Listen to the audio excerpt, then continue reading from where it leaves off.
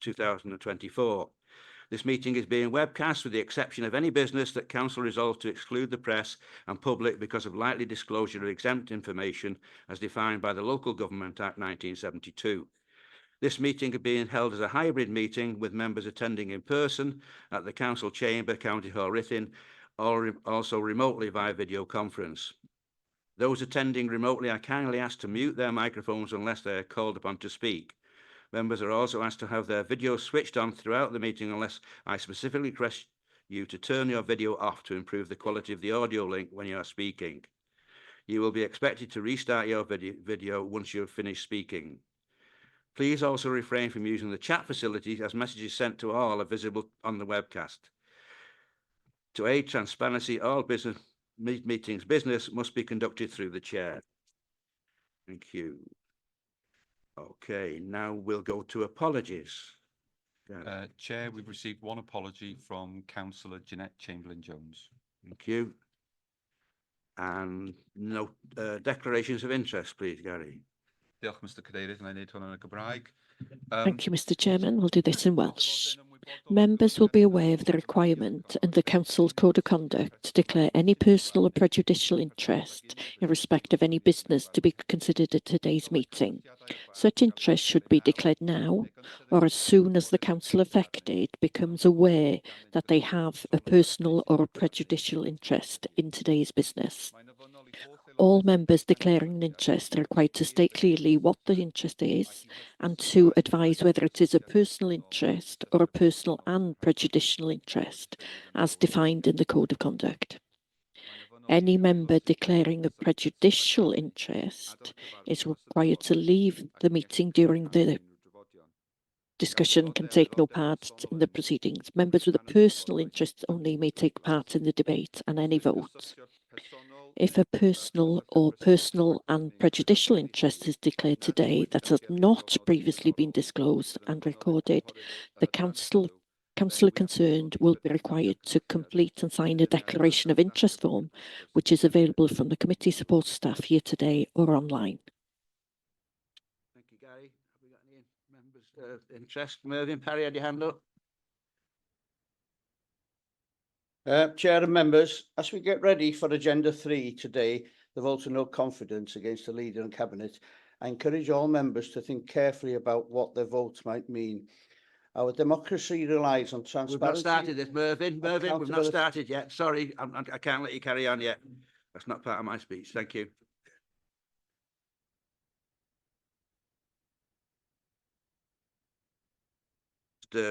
Alluded to. Sorry, Gwen, I didn't see your hand. Sorry, since this is a very important discussion, I think it may be appropriate for all councillors that are online to have their cameras on. I did ask them to do that. I appreciate that you did, Chair, yes. Could members online put the cameras on, please? Thank you. Okay. Thank you. Okay, I shall move now to agenda item 3. Sorry. Councillor David Williams. David Williams.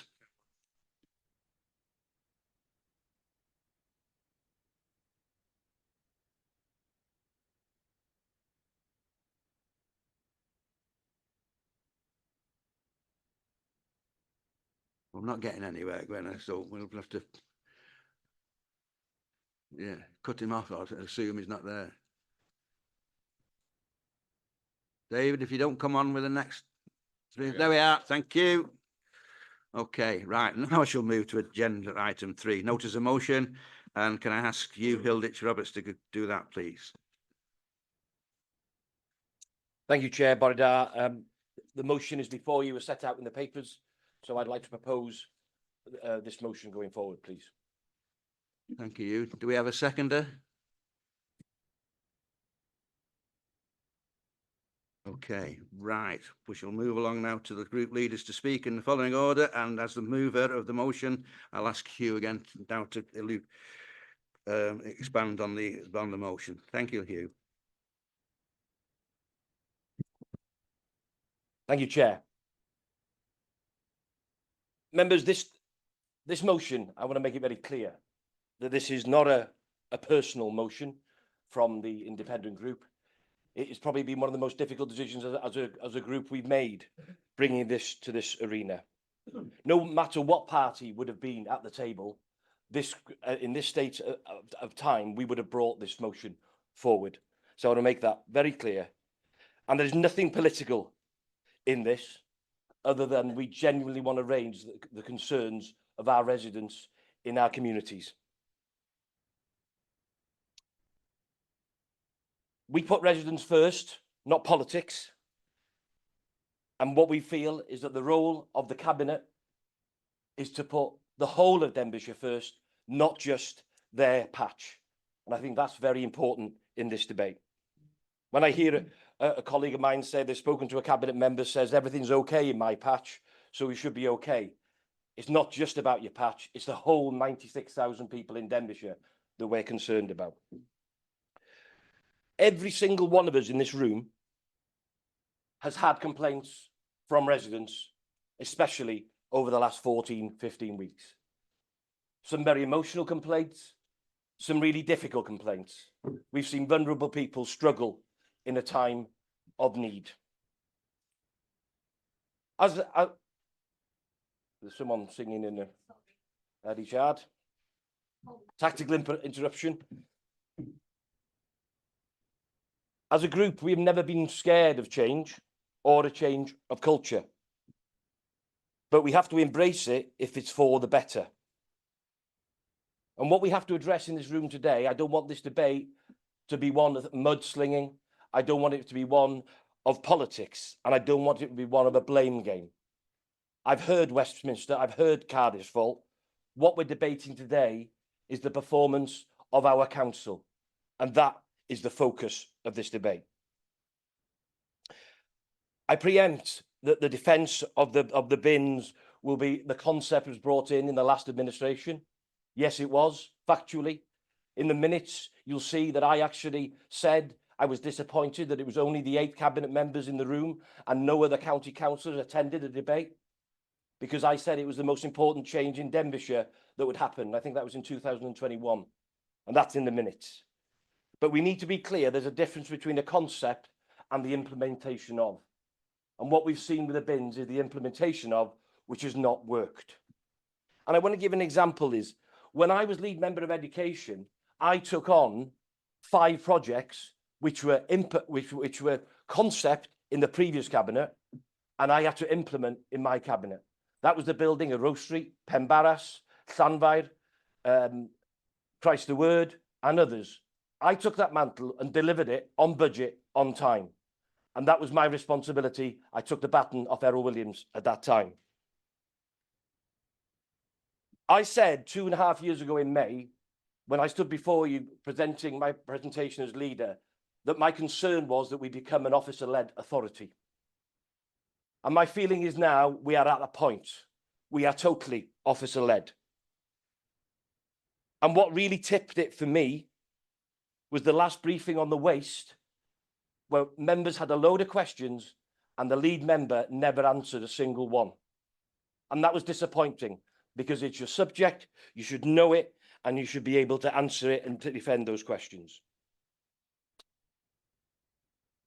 The leader was nominated by Julie Matthews on a ticket of moving Denbighshire forward and wanting DCC to be an outstanding service provider throughout Wales. We now are a shadow of that. We were an outstanding council. And I've heard the 14 years of austerity. Well, there was 12 of that where this council was a high-performing council. And when we see a situation now where we have directors collecting cardboard, heads of service collecting cardboards on a Saturday, and great for them. But that shows that the model is broken if we're paying our directors to go out on the streets.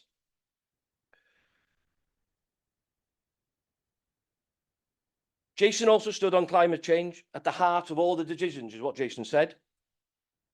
Yeah, we have disposed of the most eco-friendly building we have or in the process of in Clonedrin, making our 2 other offices not as eco-friendly as the one we got getting rid of. Jason committed to education. where we've seen a 3%, and well, sorry, the words you used was no child to be left behind. We've already seen a 3% cut budgets in education. And he also said he'd continue to invest in 21st century schools. In the 2.5 years, we haven't seen a single new build in Denbighshire, where there was 5 in the last administration. So that has a knock-on effect for our children, our vulnerable, and also the Welsh language in education.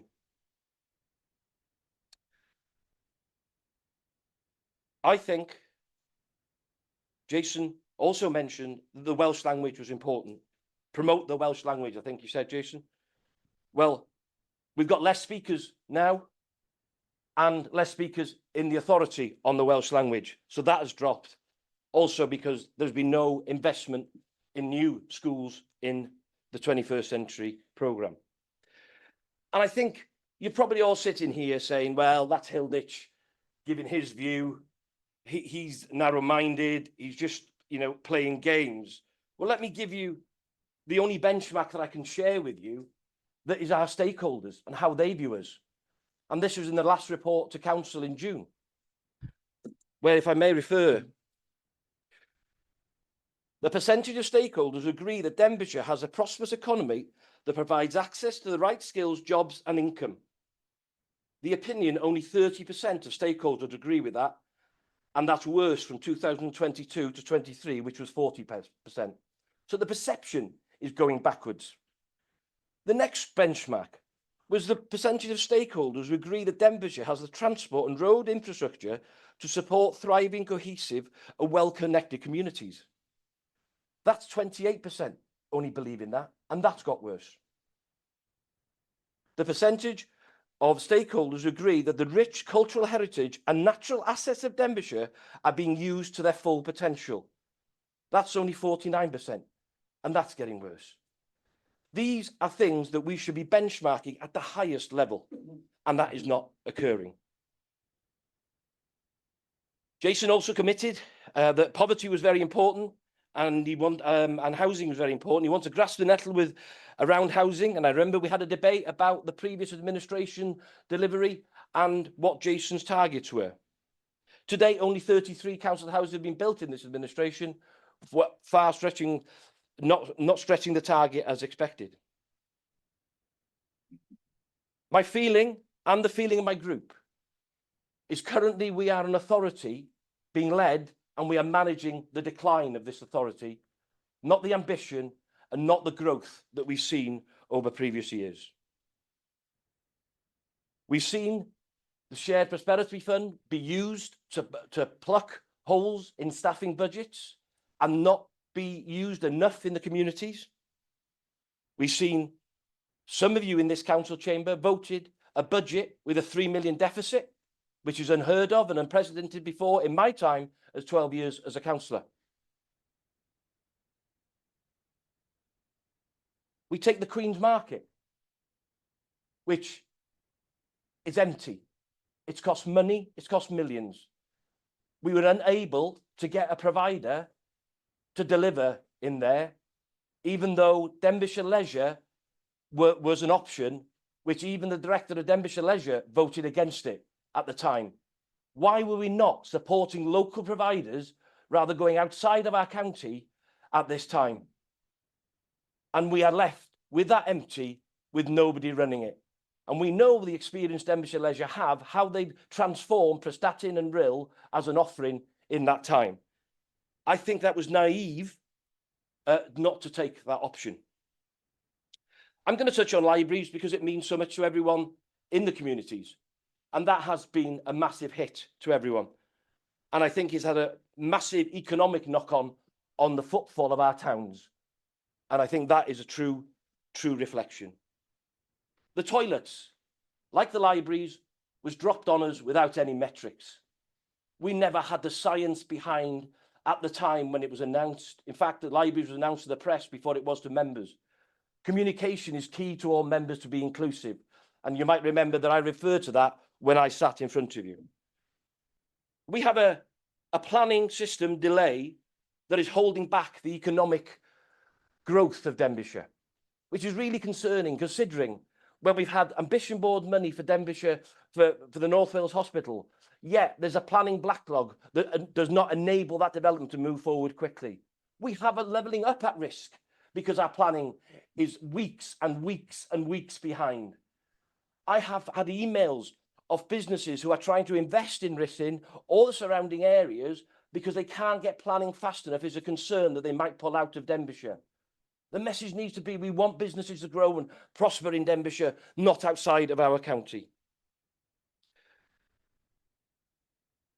And then I want to talk with the debates that Gwyneth and I had on the council tax, which the first year I think it was 3.6 and the second year was 9.8. I might be a point out couple of...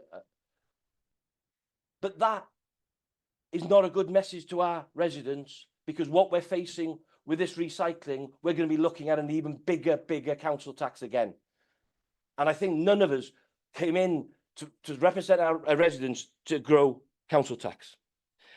I don't want to dwell on the bins because I'm sure on the waste, but I want to take you back to a conversation that I had at Cabinet with Graham. When I said at Cabinet and challenged, I said, you're in the storm here, you're in the middle of the ocean, you need to decide to go left or right, pause and think, rather than just keep on going. And I remember Graham says, we're in it too far, we need to keep on going. And Jason's line was, we need to get it over the line. But we are now 14, 15 weeks of a storm that keeps on giving, of a storm that keeps on costing, of a storm that keeps the reputation damage of Denbighshire County Council growing. We have vulnerable, we have AHP collections. We even had a phone message last week that if you ring up, if you want a bulk collection or a AHP collection, please put the phone down now. That's not an engaging council for me. And the cost will be highlighted, no doubt. And my main concern is the failing of this system now is having a huge knock-on effect on other services in our council. We are seeing staff being asked to prop up the waste service. There are long waiting times in the call centre, or if they're not getting answered at all because they're understaffed, and the pressure those people have to face on the front line is awful because of the disarray. They're asking questions of the waste service, they're not getting answers back. In many ways, some of the councillors aren't either. I think, you know, our social medias are overrun with bins. The pressure on our staff, the pressure on the street scene is massive. And we have to recognise that. And each and every one of us in this room have to recognise that there is a crisis, and sometimes we have to face it and work together to get back to it. Over many years, Denbighshire has worked hard to be close to the communities and its residents. Now we are closer to Cardiff than our own communities. And I urge you to support this motion for the future and the well-being of Denbighshire residents and their staff. Thank you very much, Hugh. Just got in time. I'd like to ask now the group leader from the Conservatives to respond.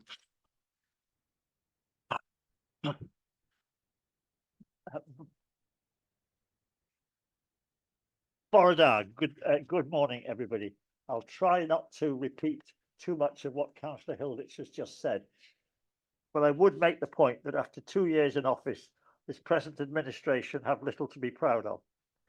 They came into office inheriting a reasonably satisfactory financial situation, but now we see financial difficulties, cost overruns, particularly with the new waste scheme, and a reliance on cutbacks, redundancies presented as a voluntary exit scheme, resulting in difficulties in delivering many of our essential services to the traditional standard that our residents have come to expect. The budget presented by the lead member to the council earlier this year, in our group's view, was flawed, as it was not balanced in the traditional way as many would expect, but relied on assumptions about savings which are not yet apparent, particularly when we look at the new waste scheme. All this was pointed out at the budget meeting and ignored, and our warnings are now coming home to roost. There has been an exit of experienced officers that has left the council severely weakened and suffering low morale in some areas. Other senior officers have left for their own reasons, and there are tales of staff feeling undervalued and wondering what future Denbighshire holds for them.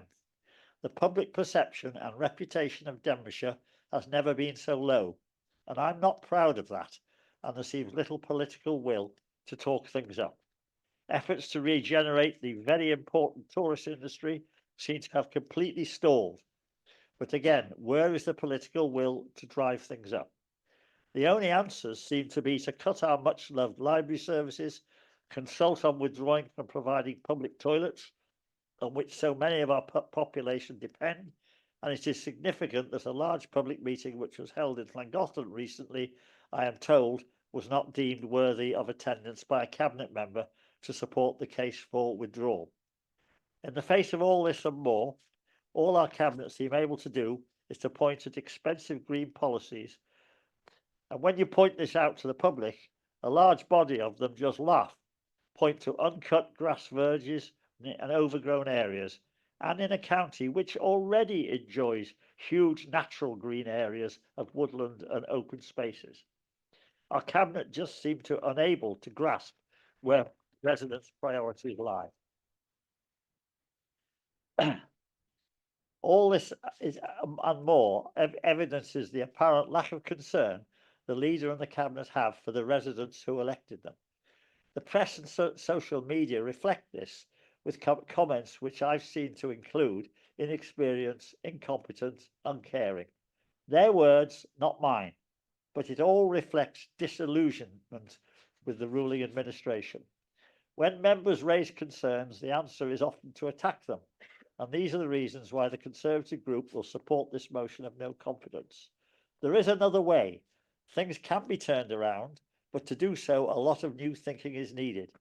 But it will need an administration that ceases to pursue ideology, that will stand up to diktat from the Welsh Government, abandon short-term thinking, listen to their public and use foresight, but above all, recognise that we are all here to serve our public.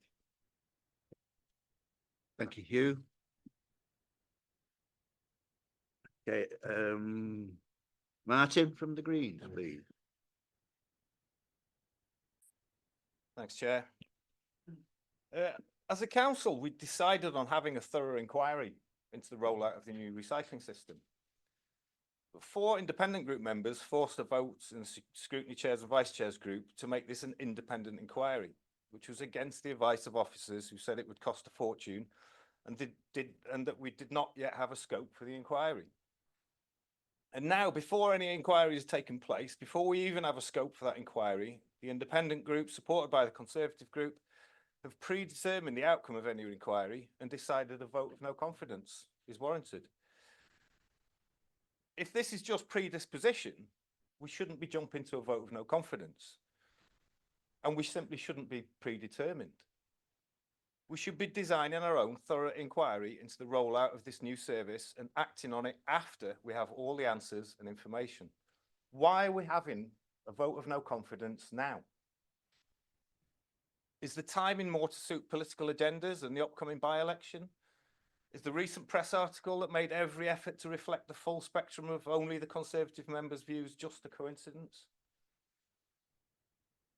To address the claims made in this motion, they're all very valid concerns, right? And the Green Group 100% support these being quantified and contextualised so we can properly assess the magnitude and severity and make an informed decision as to whether they have been caused by poor governance or not.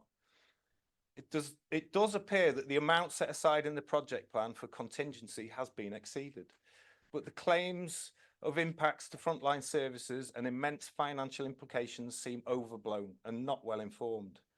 Surely we should not be drawing conclusions like this until after an inquiry. How have the independent group reached the conclusion that this must be down solely to effective leadership and lack of strategy? Or have I understood what independent inquiry means? This project was conceived, as mentioned, under the previous administration, yet prior to its launch, we saw it set up to fail by the very politicians who led it in the press and have used it as a political football to criticise their opponents. How will any council implement the transformational changes that we're told we are needed to provide public services in the future without a transformational change in the way we do politics? Because it's not working this way. Why would anyone take the political risk of transformational change? It just leaves you wide open to attacks from opponents.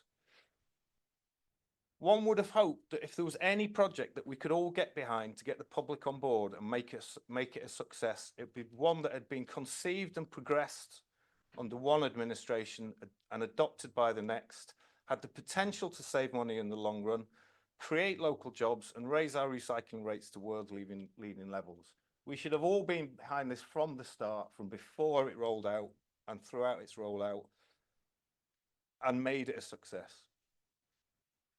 A vote of no confidence will do nothing to benefit residents of Denbighshire, absolutely nothing. If anything, it will make the situation worse, distracting the administration further with a reshuffle while members get used to new positions. To call for a vote of no confidence now before an inquiry fills me with no confidence at all that they would do a better job in administration if they're going to make serious decisions before reviewing all the information. Thank you, Chair. Thank you very much, Martin. Going from the Plaid Chair, Cymru, sorry. Chair, Sorry, I'm not having any more. that was a misleading Yeah, statement. I'm going No to the next one. inquiry. No, I'm sorry. I've said I'll let them go in order, then you can have your speak after. Thank you. Plaid Cymru, please. Della, sorry. Go on. Mi fyddai'n siarad yn Gymraeg. I'll be saying this in Welsh. Rhaid i ni chi wneud hynny. Diolch yn fawr. Thank you very much. I'd like to start by expressing my disappointment with Councillor Hugh Hilditch-Roberts for bringing this motion, and also to thank him for doing so. And by doing so, giving us the opportunity to look at the issues surrounding the change to the new service and other things, and the recycling, as well as other relevant matters. I would also like to make it clear, for the avoidance of all doubts, that the statements I am going to make are made with the full endorsement of all members of the Plaid Cymru group, not because I am speaking on their behalf or because I've used the whip to take a unifying view, but because of a frank, open, free and democratic discussion involving all our group members. We looked very carefully at the matter and came to a view that reflects that of all our members. So, I would like to begin by referring to an aspect upon which all of us, I am sure, can agree, and that is that the implementation of the new service has been far from ideal or even acceptable, and that aspects of a change have caused many challenges, frustrations and stress to residents, members and officers alike. Indeed, we as a group fully endorse and welcome the call for a full scrutiny process. A process, if I remember rightly, that was requested by the leader, Jason McClellan, and his cabinet. An opportunity to fully scrutinise the whole process in due course, so that questions can be asked, answers provided, and we can understand which lessons need to be learned that may support such key, large-scale changes in the authority's services in the future. A process which I believe currently under discussion. And I believe this process to be a professional, constructive one that will provide transparency and accountability. And in our opinion, that's how matters should be dealt with. With the risk of sounding like a head teacher, whatever that means, something I've been accused of on more than one occasion by Councillor Hugh Hilditch-Roberts in this chamber, but that's what I'm going to do. I would now like to set out the basis upon which the Plaid Cymru group have come to our conclusion. From years of experience dealing with issues or disagreements as a head teacher, I have always believed that in order to be fair, balanced and accurate, it is imperative that conclusions and decisions are based upon the facts rather than just opinion.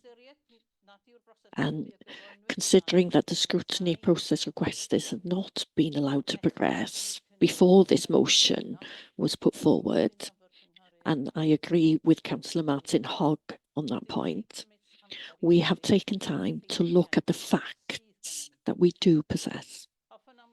I would like to outline a few of the key but pertinent facts that we know beyond all doubts, and I have got the minutes in front of me here today.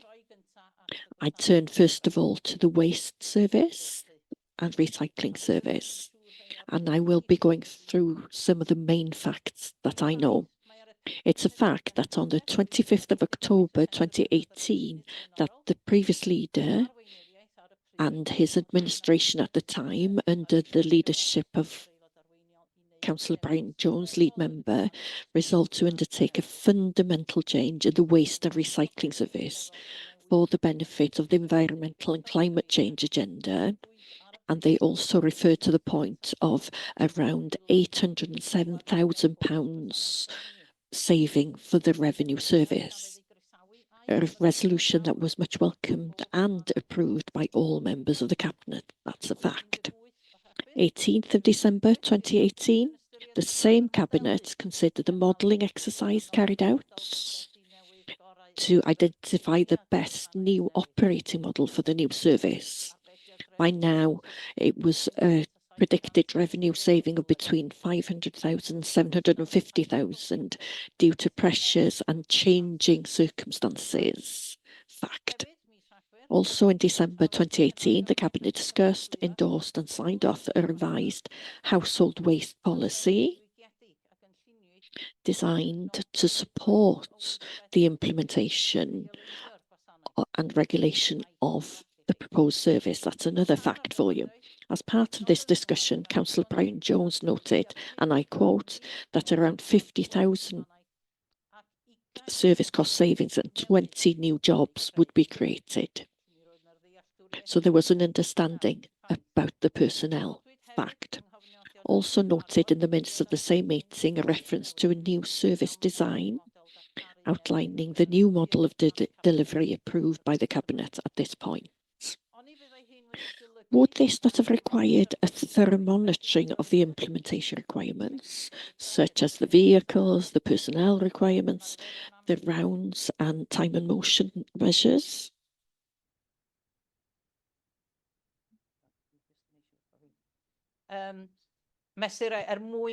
In order to understand the suggested 500,000 savings that was suggested at the time. Subsequent meetings at the end of 2020 and during 2021 dealt with the tendering process for appointing main contractors for the phase change needed for the new refuse centre, all of which were welcomed, approved and endorsed by the previous administration. Fact.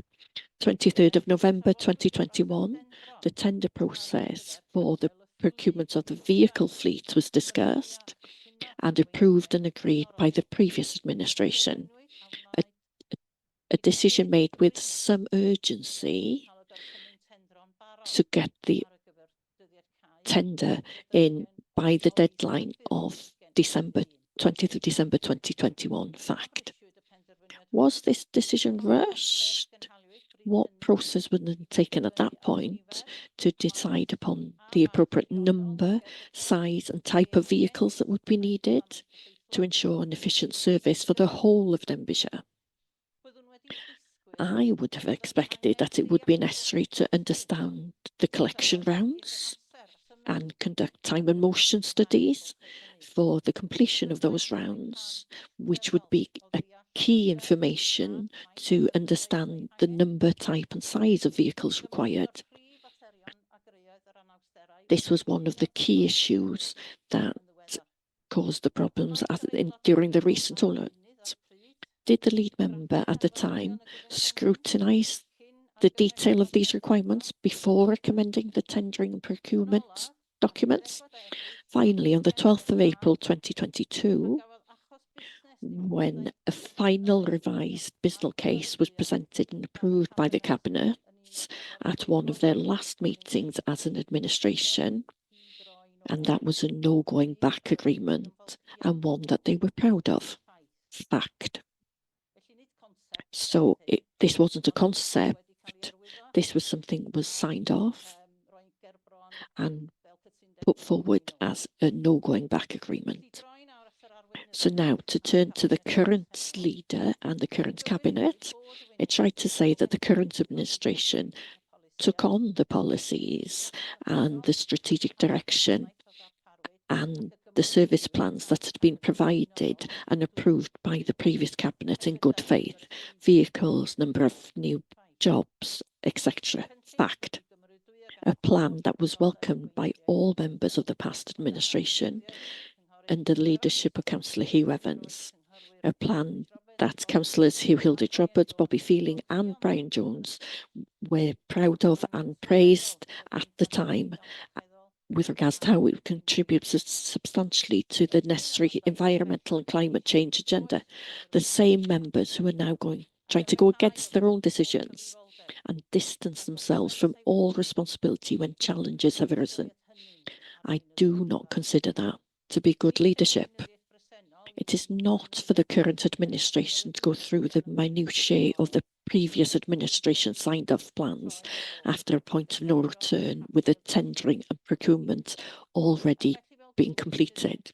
And so, as a group, we do not believe that this administration can be held responsible for the possible missteps of the previous one. Neither can political leaders be held accountable for the day-to-day operational challenge that can and do happen.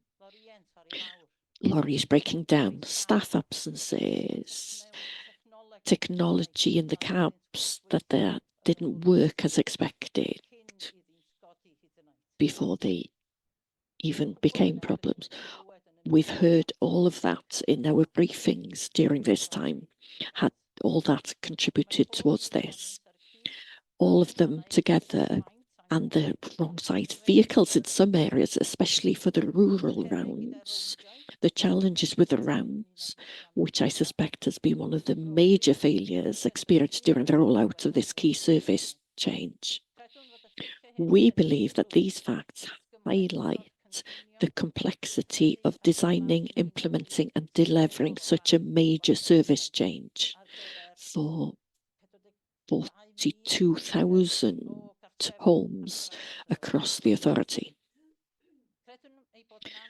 We believe that it is unfair to apportion full and sole responsibility to the current administration when others agreed upon the fundamental elements of the design of the service. Without the full scrutiny process, we believe it's too early to have the full facts and therefore inappropriate to come to a view as to where the burden of responsibility and accountability lies. Now, I'd like to briefly turn to other points that have been made in connection with this motion of no confidence. A few more facts, if I may. I'm going to leave some of them to Jason to respond to, but I have got some points that I wish to make. During last year, and in reference to the budget, all of us as councillors were involved in numerous discussions led by the leader and the lead member for finance, Councillor Gwyneth Ellis, in order to balance a challenging budget deficit, which was higher than ever experienced by the authority before, around £25 million. Am I right, Gwyneth? That's a fact. This was also a picture that was being faced by all authorities in Wales and beyond, and that's a fact.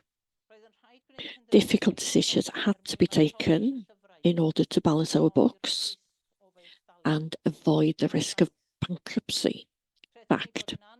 We believe it is disingenuous for certain members to suggest that these cost savings measures could have been entirely avoided when all members were given the opportunity to see the numbers.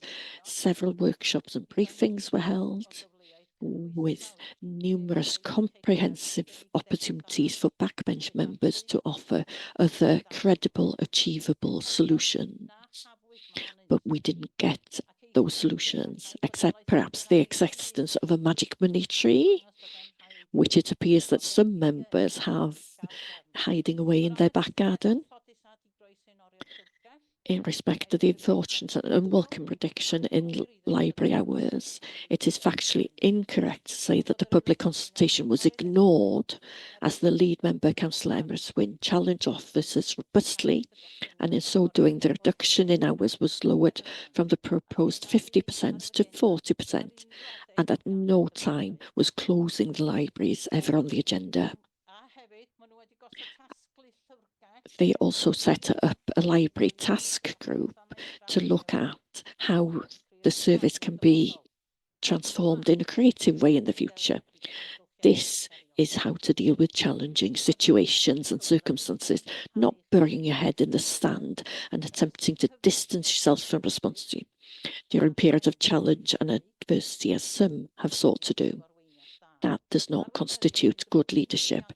Leadership means taking difficult decisions in a timely, robust way, as I believe has been demonstrated on behalf of Plaid Cymru Group by Councillors Gwyneth Ellis and Emma Swyn and this administration. Because of the factual evidence and the exceptional circumstances that have faced the leader and the current administration, and the decisions about the waste and recycling, the external budget pressures on our budgets here in Wales and beyond, we as Plaid Cymru do not believe there is merit in supporting this motion that would do nothing other than cause cost and chaos at a time when our energies should be on working together to face the challenges of the upcoming budget setting process. We should be concentrating on how we can do the best with the limited resources that we have, rather than playing political games that we believe is behind this motion. So, to close, in conclusion, the Plaid Cymru members do not support this motion today. Thank you, Gwyneth. You just got past my deadline, but never mind. We'll let you go. Thank you. Before I ask you to speak, Jason, David, your camera, I keep seeing you're on there, but your camera keeps going off. So unless you show your face, I shall take it that you're not present in the meeting. So put your camera on, please, mate. Jason, thank you. Thank you, Chair. So this rollout happened on my watch, let's be clear about it. I've fronted up to this. I've conducted press and TV interviews, video through our social media channel, spoke to various journalists, and I'm here today facing a motion of no confidence of this. I accept fully it happened on my watch. I've fronted up to it. I'm on record, rightly, as apologising to all of the members of the public this has affected, and I'll repeat that apology again. I repeat my thanks to members. I'm no different. I have had lots and lots of complaints. I've dealt with them, and I know that members have, and I thank them for that. Thank them for their patience on hard work. And I accept that this is a core service, fundamental service that we provide, the collection of waste, of household rubbish. And on this occasion, for the rollout, we got it wrong. And I'll go over that. I will go over that shortly. I've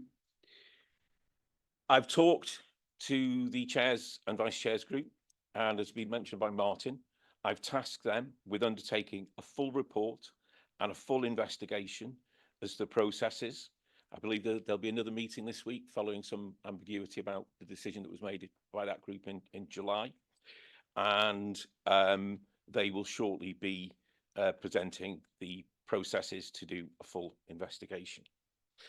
I'm going to, before I move on to the waste service and what went wrong and the wider issues that have been raised, I think Delith is absolutely right to raise the decisions made by the previous cabinet. And I want to put to bed what's been said today that is totally incorrect, that we inherited a concept, a brief idea of a different collection system. Delith's already done this, but from 2018 to the last cabinet meeting before the election in May 22, there were a number of meetings to decide on the details of the waste model. So we inherited not a concept, that's nonsense. What we inherited was a well-advanced, costed project with a business plan. The routes were planned, the lorries were out on tender, the depot was out on tender. If we had wanted to turn this around, and I know there's members here today, in fairness, new members who aren't bound by other decisions, who don't like the trolley box and say we should have retained the old system. That's a point of view, and that's fair enough, you're entitled to it. But if we'd wanted to do that, we couldn't. It would have cost this council millions. And we would be in an old system that going forward, we'd be behind the curve on climate change and on our waste targets. So I want to put to bed this idea, that there was a concept. There wasn't. We inherited a full case. And I'm bound to say, I'm going to repeat on a theme that that Dalit has brought up. I've started my submissions today by saying this happened on my watch, by fronting up and showing good leadership, responsibility, and getting us out of this mess. I've heard the opposite from the leader of the opposition and the previous cabinet member. What I've heard is nothing to see here, move on. It was a little idea, it was a concept, nothing. I've manned up, I've faced up, they should as well. They haven't. That's weak leadership. The report, the investigation will go back in time. It will go to the timelines and look at the implications of decisions that have been made. Now, I've avoided saying this in the past. I've avoided saying it because I wanted to show good leadership, to show the public of Denbighshire that we were working really hard to get out of this. Because the public don't want to, you're right, Hugh Hilditch is right. They don't want to see a spat. They don't want to see politicians attributing blame. But here I am, facing a motion of no confidence in my leadership, that it's my fault. Well, at this stage, I'm going to, as the Pandora's box has been opened, I'm going to raise the issues that have been mentioned by myself and Delith as leader of Plaid Cymru about decisions that were made over the years. Going back to Martin's, I'm making no judgment now. Martin's point was let the inquiry take due course, and I'm going to. But I wish we could hear from the opposition, the leader of the opposition and the former lead member, a bit more backbone and responsibility as to where they sit with what went wrong.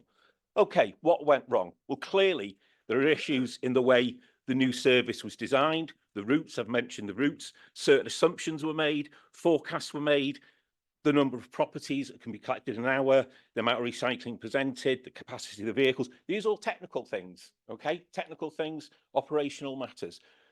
Those were decided in the business plan, and the assumptions that were made when we hit the ground on June the 3rd, they were out. I'll be the first to admit that. Those assumptions did not match the reality on the ground. That resulted in miscollections in week 1 that compounded the problems in the subsequent weeks going forward. I apologise for that again. I apologise at the time. I fronted up. It's called leadership. It was at this stage, at the end of week 1, that we knew that we had a really serious situation. I was in daily meetings with the officers. I'm naming names because we all know who they are, with Tony, with Paul Jackson, with Graham as well, with staff at the depot, with the lead member, HR involved. We got HR involved because one of the issues was around overtime staffing, agency work. It was an all Denbighshire approach. It was all hands to the mill. It was leadership. Now, those additional resources, of course, bring additional costs, and I will return to that in a minute. But we were working flat out at that stage. One of the most difficult meetings I've ever fronted up was the cabinet meeting in June. Yes, the end of June, when I faced, rightly, as I keep saying, it happened on my watch. I rightly faced a number of really, really difficult, challenging questions. I faced angry councillors, and I don't blame them for being angry. I'm expressing some issues about what's been said and done in the past, but I don't blame, because they were getting angry residents. I was as well. But the point I want to make is, I was living and breathing that then. I wasn't sleeping because I care about residents. It was embarrassing on my own road, my own street, that there were bins that weren't collected. but we worked hard and we worked through it, and that is leadership. Now, those additional resources have incurred additional cost. In fairness, the lead member for finance has been challenging our 151 officer at all times to provide regular updates on that. Myself and the lead member and lead member for waste, Barry, have been getting regular updates, and that information has been shared through member briefings. The costs need to be funded. It's a moving feast. It's a complex matter. The inquiry will look at the cost, but you know, I'll front up and I'll be honest that there will clearly be additional costs here.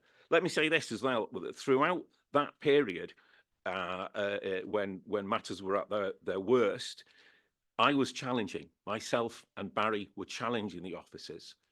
We were pushing back on the routes, the redesigns of the routes. As I said, we've got HR in. It was an all council approach that we needed to get us over the line. We worked hard day and night to get this fixed. It's not fixed now. I'll be the first to admit that as well. But I'm going to put some perspective on this. It has improved. It really has improved. Hugh wants to hear from Barry. Well, he'll be hearing from Barry shortly, because I'm going to deal with the other issues around this vote of no confidence. But Barry will be coming in with the plan that we have moving forward as well. I know that Tony's in the room as well. But I want to address a couple of things, and I want to talk about perspective. Okay. I think phrases like vast resources of the council, other staff from other services have been used. Well, again, a bit of perspective on that.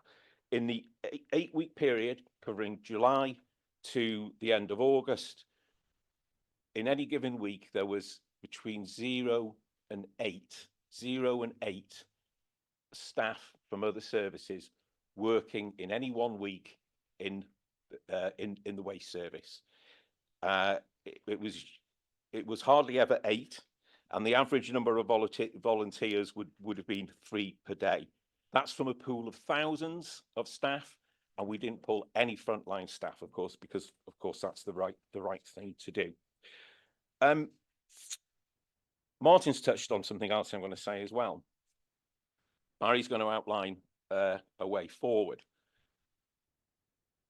This has been the most challenging thing in my career. People know my background. I was a lawyer. I've been dealing with people whose liberty was at stake, whose children were going to be taken into care.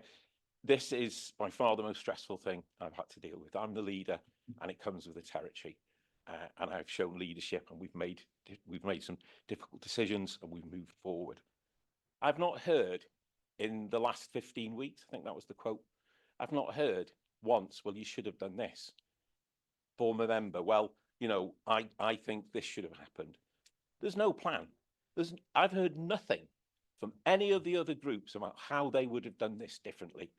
Nothing. Still haven't heard anything. Heard one suggestion: stop it. Put a stop on it and get back to the drawing board. Stupid idea. I'll tell you why it's a stupid idea. Let's look at the recent figures for last week. 46,000 households in Denbighshire. 232 failed collections. And I'll repeat what I said early on. If you're one of those 232 and your rubbish is not collected, that's awful and terrible. I've talked about losing sleep, and that's not right. And we need to move on. We need to get it better. But let's put some perspective. 232 out of 46,000. Of those 232, half of them, the trolley box was collected, but the cardboard went. I'm going into granular detail because I need to make this point.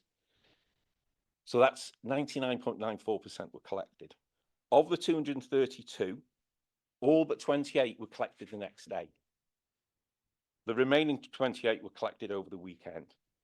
So that's 232 out of 46,000, 99.94% collection rate. That's the direction of travel. That's where we're going. And in the meantime, I've heard no ideas from any other groups about how they would have done this differently, how they would have, on an operational level, made sure that this didn't happen. No ideas. They're bereft of ideas. I'm going to, as I say, with your permission, Chair, when it's appropriate, if you can bring Barry in on the way going forward. I've talked about finances. We will be using reserves. There's no getting away from that. But I think we're turning a corner. We are turning a corner, and we're going to get this right. We haven't got it right yet. And I repeat my apology and my thanks to all the members who've worked hard. I'm going to address some of the other issues in relation to the vote of no confidence. And Delith has kind of said a lot of what I wanted to say, but that's fair enough. These challenges around budget decisions are not an attack on my leadership. They are disagreements over difficult budget decisions that I, as leader, have had to make. That's what they are. And if you're not prepared to make those decisions, then you're a weak leader. You're bereft of ideas. People are going to be fed up now. I know you've been told not to moan and groan, but there's going to be some moaning and groaning now when I talk about the irony of the Conservative group having a go at a Labour-led administration for making cuts to public services when, without a shadow of a doubt, there's no debate, the Conservative Party, the party they were knocking on doors for weeks on end earlier this year, are the cause of why this council and other councils in Wales and England have no money. It's as simple as that. The irony, I'm amazed. And if the residents, if voters, shall I say, were so dissatisfied with this Labour-led administration, with this Labour-Plaid coalition, with this Labour council, why did they turn out across the region and return Labour MPs? I'll tell you why. Because the public know who is responsible for funding cuts to local government, the Tories. The people know, the public know who's responsible for cuts to our devolved nations, the Tories. They know who's decimated our public services across the country, the Tories. You're fed up of hearing it, but you're still going to hear it because it's the truth. And it's why we face, in this county and in other councils, an existential threat to the existence of this council. And again, I'm going to quote Hugh Irving. Bear with me. How can things be turned around? There's another way. Is there? I haven't heard it from you. I haven't heard it from the Conservative group. I haven't heard it from the Independents. We have monthly budget reports to Cabinet. Yeah? You can sit and listen to them. You can read the papers. You can ask questions. Room empties. Disappears. Budget workshops should be attended better as well. I'll say that. I don't hear how budgets would be managed differently. All I hear is you can't cut this and you can't cut that. I don't want to cut anything. I didn't come into politics to cut libraries and shut libraries. But that's all I hear. You shouldn't do it. Okay. If we don't make that saving, where does the saving come from? You tell me where the saving comes from. I hear nothing. Absolutely nothing. Do you know why? Because they're bereft of ideas. They have poor leadership, weak leadership, no ideas about budgets. Now, a couple of other things. Caledfrin. The world's changed. Might have escaped your notice. The working world has changed. We do things differently now. We don't need the cost of running 3 big buildings. For a number of reasons, now's not the time to go into it. Caledfrin was the building that made more sense to dispose of as a capital asset. That's what's been done. Schools, lucky for you that you were on lead for education at a time the Welsh Labour government was throwing money at this council to build schools, including 2 Welsh medium schools, I'm proud to say. One right next door to where I live, Ysgol y Llys in Prestatyn, and in St Asaph as well. Queen's Market. Yeah, okay. Well, in fairness, Chair, I've had a lot thrown at me. Yes, Okay, and I understand I will be. Everyone else 15 minutes. I will be summing up at the end, so I'll conclude because I've had a lot thrown at me. Queen's Market. Not to blame the other cabinet, because the Welsh government said that we had to build the building before the operator, so that's not to blame the other cabinet, but that's what we inherited, and that's been a real difficulty, because those who want to operate have different views on the designs. But obviously it's sensitive, but we're in discussions at the moment, and I'm confident there'll be decisions made on that. I'm a bit disappointed about the Tory press release, because Hugh Irving, you sit on the operational group that makes these decisions, you're aware of these decisions, and you know the difficulties we've had. That leaves a bit of a bitter taste in the mouth, I'm afraid. We've had 39 audit reports in the last 2 years since I've been leader. 39 reports. 30 have received a high assurance, 9 have received a medium assurance, 0 low assurances. That's good governance. That's a reflection of good, strong governance arrangements and good leadership. As I say, I will hand over to Barry on the plans for the operation plans for the bins going forward. I've heard no ideas about how then that they would have done differently. The attacks on me are based on budget decisions, which the other groups aren't brave enough to make. I will be summing up at the end as well. So I've probably said everything I need to say. So I'll sit down, Chair, and let the debate continue. Thank you very much, Jason. Sorry we have to push, but we have a lot to get through, I imagine.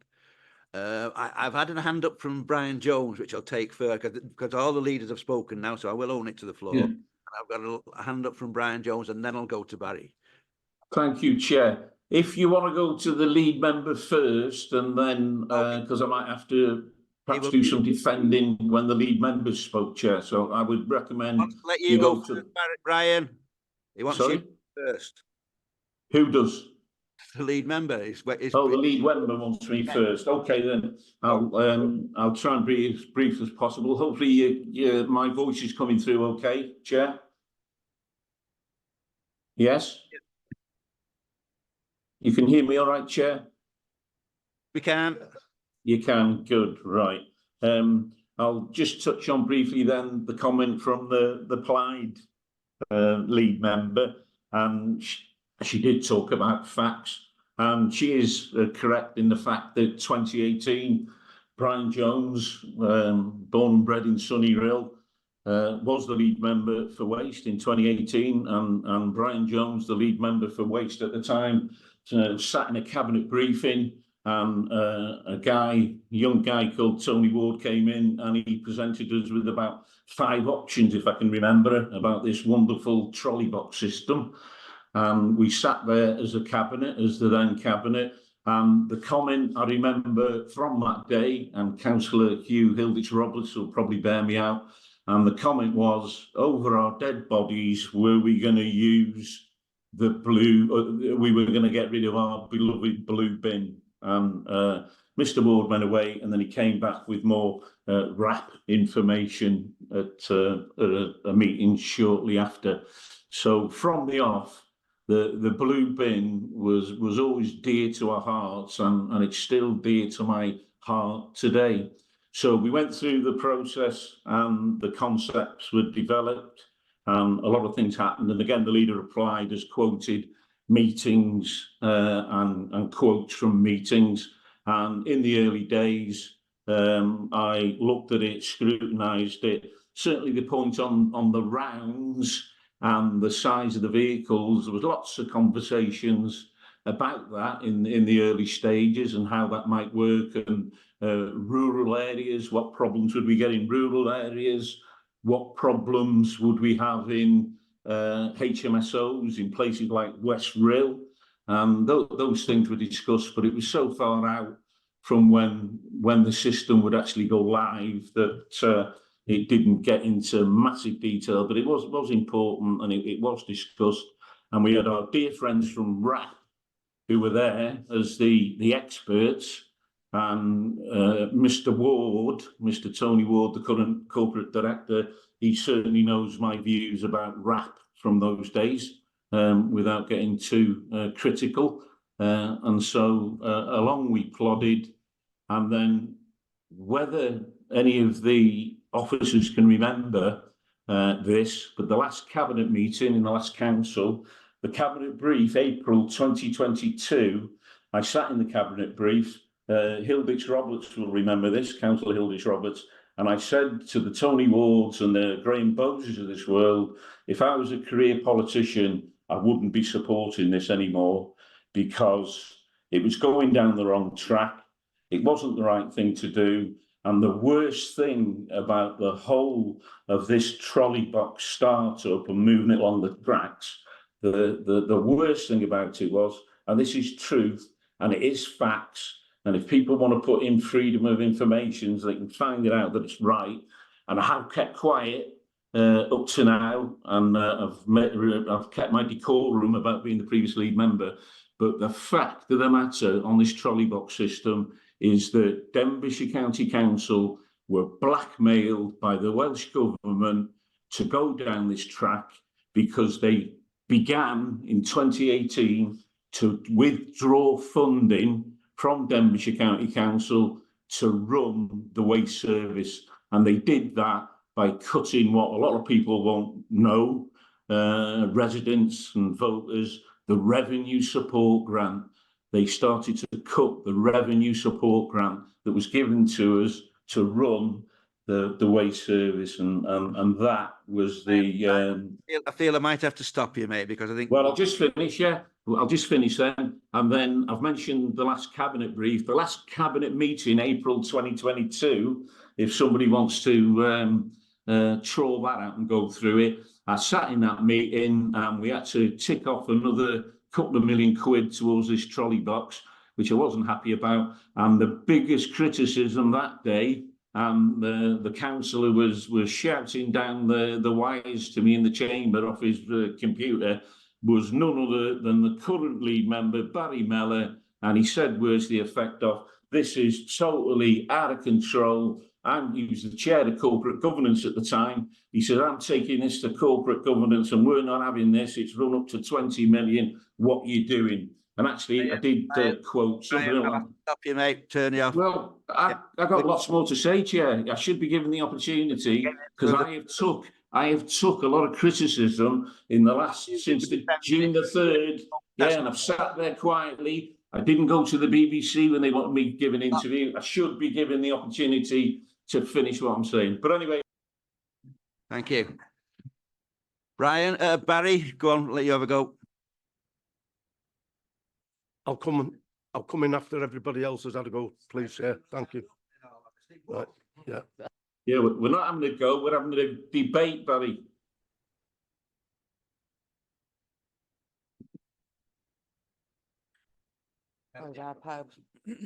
Thank you, Chair.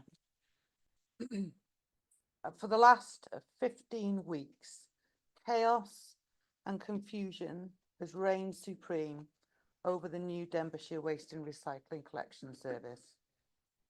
We are all aware how quickly the rollout failed to deliver, and by the middle of June, I had already voiced my concerns with respect to the systemic issues that were causing failures in service delivery within Llangollen and the surrounding rural villages. The leadership of the council, supported by the cabinet, dismissed these as teething problems. Rather than hold DCC leadership to account and demand improvement, the cabinet backed those officers responsible, collectively offered some apologies, donned some PPE, made some videos, ridden the waste lorries on the rounds, and told us all would be well in 12 weeks. The situation only got worse. Collections across the county failed to materialise, and rubbish piled up in residents' bins, driveways, pavements and streets. Meanwhile, they congratulated themselves and their colleagues for the great steps forward, and DCC officers told residents how proud they were of the work done, whilst their head of service chastised councillors for stepping in on the ground with waste teams to help get rubbish collected from our wards. The head of service asked me to refrain from interfering with operational matters. This is a council leadership and cabinet in collective denial at the scale of the problem. 15 weeks on, we still have a system which, albeit marginally improved from the start, is still failing to consistently deliver a statutory service to the residents in my ward. It has consumed over 500,000 of additional costs, and partial improvements have only been brought about by the addition of extra personnel and vehicles, increased rounds, overtime, and DCC staff being reallocated from their normal duties. All throughout this period, the Cabinet and the Council leadership have, like Nero, simply fiddled and in some cases holidayed, whilst Denbigshire's fragile budget is being burnt up on this bonfire of fear. Rather than seek to determine the real systemic failures, they have offered apology after apology, week in, week out, to anyone they can possibly give one to. These apologies are meaningless. The Cabinet leader has admitted apologies don't collect waste, but he still offers them, knowing they are hollow. While some councillors will claim all is well in their wards, I can, hand on heart, say they are not well in Llangollen. As an example, over the weekend, residents who I have helped several times already have come to me again advising of no collections in the past fortnight. Today, I can inform members that I, along with the CEO and the corporate director, received video evidence from my ward of operatives simply dumping segregated batteries in a resident's hedge, which has happened in the last fortnight. Recently, we have also seen video footage doing the rounds on social media platforms of operatives commingling segregated waste while standing on the top of a cab roof, throwing it into a caged vehicle. There have also been reports of other health and safety issues, and all this taking place despite officers telling us that extensive training had been undertaken. New cases arrive and closed cases reopen. It's a perpetual pattern, and for the last 15 weeks, my life has been consumed by this issue. Officers never appear to have control of this project, and they are still struggling to get into a steady state. They have resorted to obfuscation, hand-wringing, meaningless apologies, numerous short-lived initiatives, and constant denial of the true scale of the problems. The Cabinet, under the current leadership, is failing to demonstrate its control over DCC officers to rectify the situation. It is weakly led and unwilling to act decisively to demand more accountability and responsibility, and to accept this system was not fit for purpose. The lead member for waste and recycling and the leader have to accept responsibility for this failure. Getting back to the basics though, as we sit here now in this chamber, waste remains uncollected. The rollout of additional programmes such as AHP are stalled because the system cannot cope with any more demand. And every week, more overspend is happening. Control of the scheme has failed. Fresh initiatives by DCC officers to regain control are short-lived. Root causes of failure remain unknown, and control of the budget has been completely lost. The original estimated cost saving of 500,000 per annum has been consumed, and it continues to cost 55 to 60,000 per week more than planned, which equates to approximately £3 million per annum. That is the stark reality we are now facing. The evidence of failure is overwhelming, undisputable, and ultimately, no doubt, it will be the residents that will be expected to pick up the tab for what is a complete failure in the planning and implementation of this scheme, and that is totally unacceptable. Consequently, I have no confidence that any Cabinet member or any of the leadership team responsible for this disaster can provide the assurance needed today that there is an end in sight, a fit-for-purpose recovery plan in place, and when the additional costs, which are deeply damaging to the county's budget, will cease. Thank you, Chair. Thank you, Karen. I'll call on Bobby now, please. Thank you, Chair. Well, we've heard an awful lot today, and unfortunately, some of it is going to be repeated. It's really hard not to. It's really hard not to, because everybody's, you know, coming from the same thing. Standing before you today to support this vote of no confidence is probably the hardest moment that I've had since my life in local politics began, which is actually more than 30 years ago. I was invited into the independent group in 2008 when I was elected to the council as the only Lib Dem. I have enjoyed being a member of this non-political group for 16 years, and I know how long and how hard we have all thought before submitting this vote of no confidence in the leader and the cabinet. When a vote of no confidence was suggested, I reflected on the past 2 years or so. It has certainly been a rocky road, and that's been very difficult for a brand new cabinet to deal with. But I can honestly say 2 years and 4 months into this council term, I feel confident that this leader and this cabinet, I do not feel confident that this leader and this cabinet can step up to the plate and lead us into a more stable situation. I'm sad to say, because obviously I've been on the council a long time, but this is why I added my name to the vote. Although this vote relates to the new system rollout, it is not all about the bins, the reason I've come to my conclusion.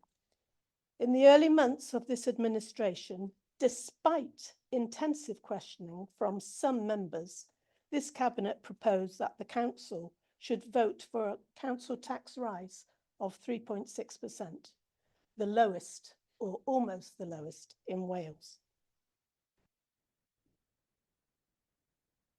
4 months later, in a budget workshop, the leader gave an intensely emotional speech, telling us the council was in danger of going bankrupt. He described our financial situation as challenging, enormous, a severe problem. He advised drastic action, cuts across all services, and increasing council tax in 23-24 by 250% was on the cards. The council tax rise was 9.3%, with a £3 million funding gap, with an unidentified way of putting that right. This was and is unprecedented. Over the last year, we have cut library opening hours by 40%, cut staff through a voluntary redundancy scheme. The head of licensing, which I chair, has retired, leaving that very limited workforce to fill the breach with no more money. And that's just one example. And it seems toilet closures might be the next in line for cut. In a report to Cabinet in June 24, there was a corporate plan performance update, which accompanied the council's performance self-assessment. Despite the corporate plan themes being cut from 9 down to 6, we are failing to meet most of those trimmed down targets, and 5 out of 6 are experiencing obstacles. 1 is acceptable. On the greener Denbighshire theme, we will not meet our 2030 goal of net zero.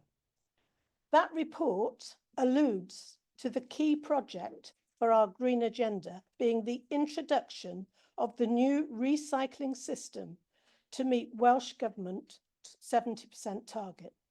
Initially, we were told, and I was there, it would cost 8 to 9 million and save £500 per annum and improve our carbon emissions. And as Delith said over and over again, that is fact. At the Cabinet meeting in June, when I questioned the problems re the new waste system rollout, which were already emerging, the report author firmly pointed out to me that the waste service was a tiny fraction of what the council do.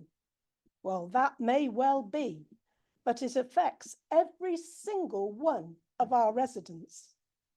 We have had 15,000 complaints and it's rising. It's a record. In excess of 22 million has been spent, plus 500,000, and that was on August the 4th, so far in trying to get the situation right. We will not save any money or become carbon neutral, as far as I can see. The rollout has been an absolute disaster, a fiasco of mammoth proportions. Our reputation in Denbighshire is in tatters.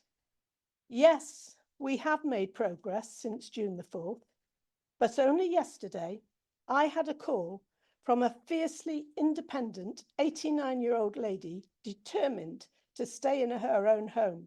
She doesn't have social care, but she does need assistance with her garden waste, which she paid for in advance. No one has collected since the 27th of June. She said to me, she is at the end of her tether. This is a shameful state of affairs, the worst debacle since I have represented Ruthin on Denbighshire Council for more than 20 years. No wonder this vote of no confidence has been brought forward. If it's not voted for, and we can all do the sums, Delith, Martin, Jason have said their groups will all vote for the status quo, I predict this council will continue to fail and probably end up in special measures. Finally, and this is probably for you, Barry, I bumped into an ex-councillor a couple of weeks ago, a former lead member for Highways and Environment, and in despair, I asked him what he would do in this situation. Without any hesitation, he said, I would never have let it get to this. Thank you for listening. Thank you very much, Bobby. Cheers. Terry Mendes, please. Thank you, Chair. And you'll be glad to know that I'll be a lot more succinct and short than my predecessors. I support this motion, and I thank the independent group for bringing this before council. Now, the motion focuses on the bin fiasco, the chaos, the shambles, and can I add incompetence to those adjectives? But it's not all about, as contrary to what Councillor Hogg said, it's not just the bin rollout that we're discussing here, but that is the catalyst of this motion. So, Martin, I'm not sure whether you listened to Councillor Hilditch, but he did bring in other subjects. There are other failings to this leadership and this cabinet. And let me give you some facts. Delith loves her facts, so let me give you some other failings. Sorry, the first fact is I am the only member in this chamber that's been out with my trailer and picked up rubbish. Okay. But one of the other failings is that I've reported the same addresses 4 times and they still haven't gone on the system with photographs, with names and addresses, etc., etc. But let's look at these other failings. Let's look at the other facts. Okay, a budget has gone up 14%. Sorry, the 14% tax rise since this cabinet took the reins 2 years ago, and the services have deteriorated. We're looking at a 25 million black hole next year and possibly the year after. So already a 10% rate rise has been mooted for next year and possibly the year after. The white elephant, that is the Queen's Market. It's been mentioned, it'll probably be mentioned again, but 23 million on an empty building that can't attract an operator and has no tenants. Members, let me assure you, you can buy a house off a plan these days, so you don't have to wait for something to be built before you get tenants.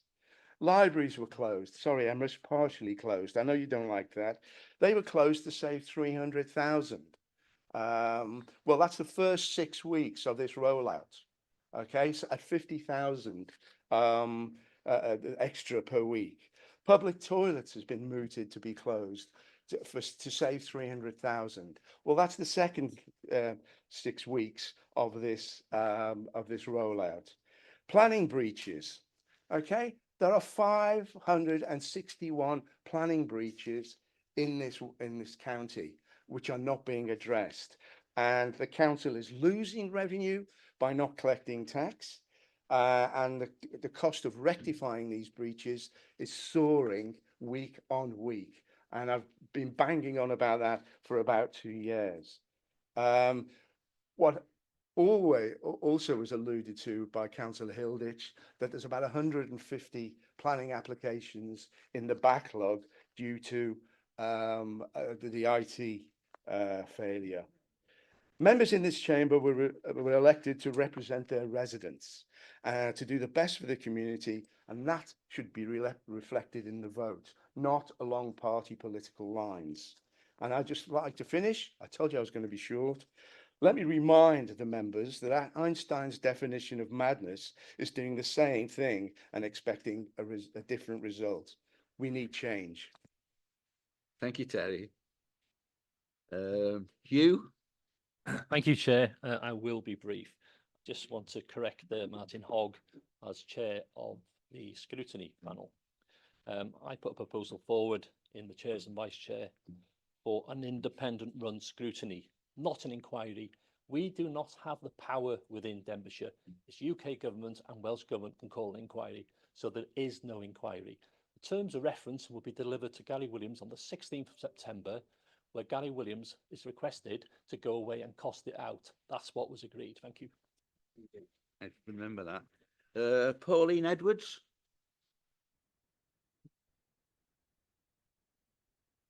Thank you, Chair. You'll be pleased to know that I do not say the word bin or waste at all in the next 4 minutes.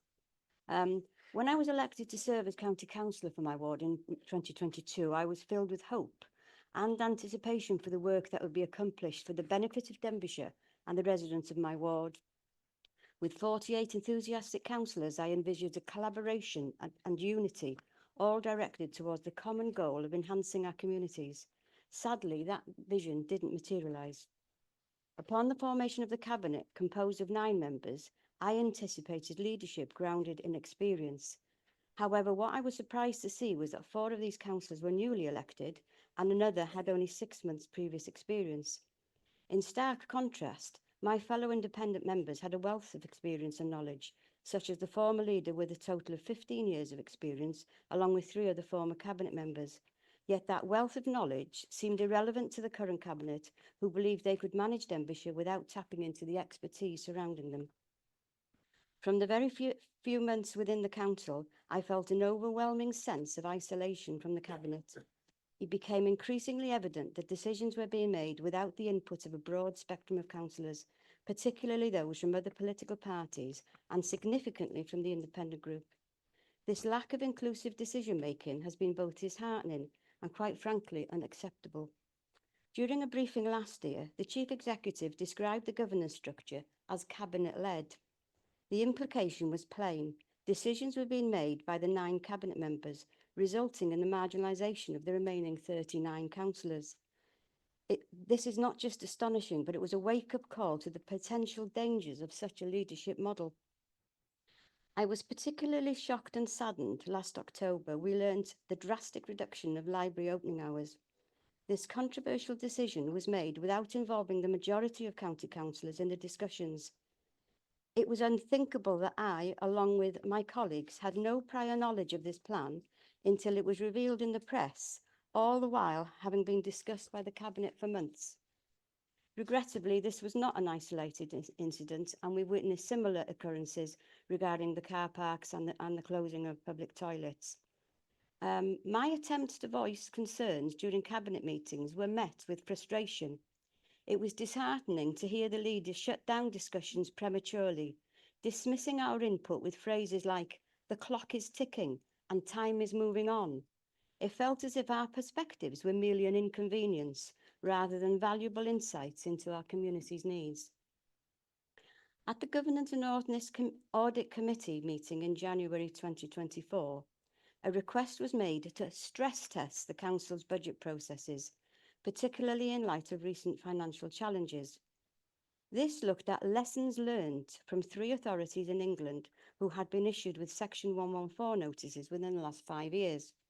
When this stress test assessed leadership, it concluded the following: there must be recognition that some senior officers and the Cabinet are relatively new to their roles, and this represents an element of risk in the Council's ability to set future balanced budgets.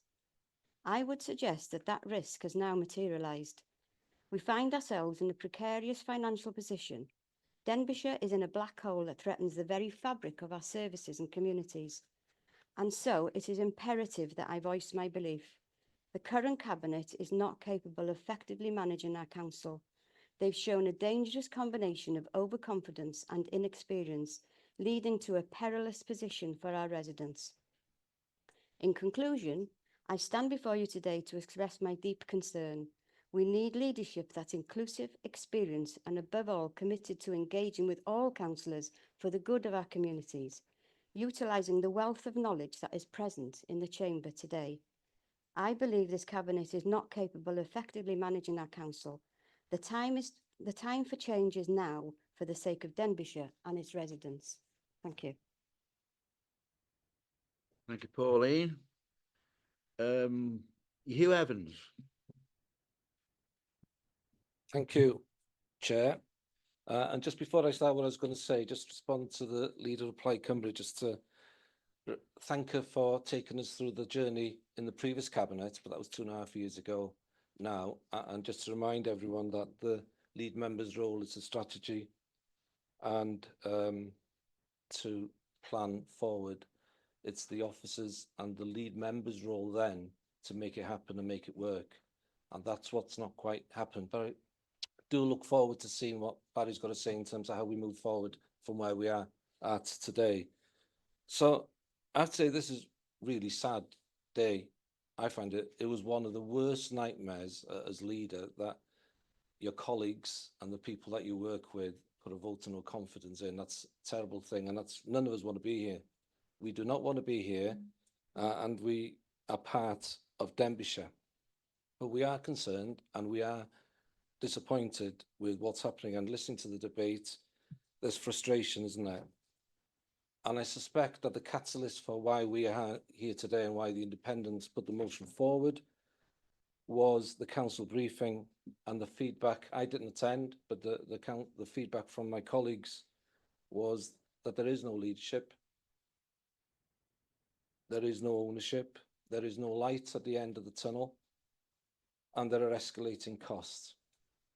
That's what they got from the council briefing, and that's what we've been discussing after that. We've all had to deal with issues and awards, every single one of us. That to a certain extent is our roles. But the worst thing for me is vulnerable people on assisted collection, time and time again, ringing me. They have been really upset. And despite officers' best intentions, we still haven't been able to deal with those issues.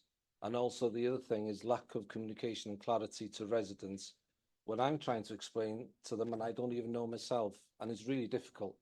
So it's not working. However, the context and the background, I have to say, is more concerning. And the challenge on our finances, compounded by the budget setting this year, plus the overspend now on the recycling, does cause me significant concern.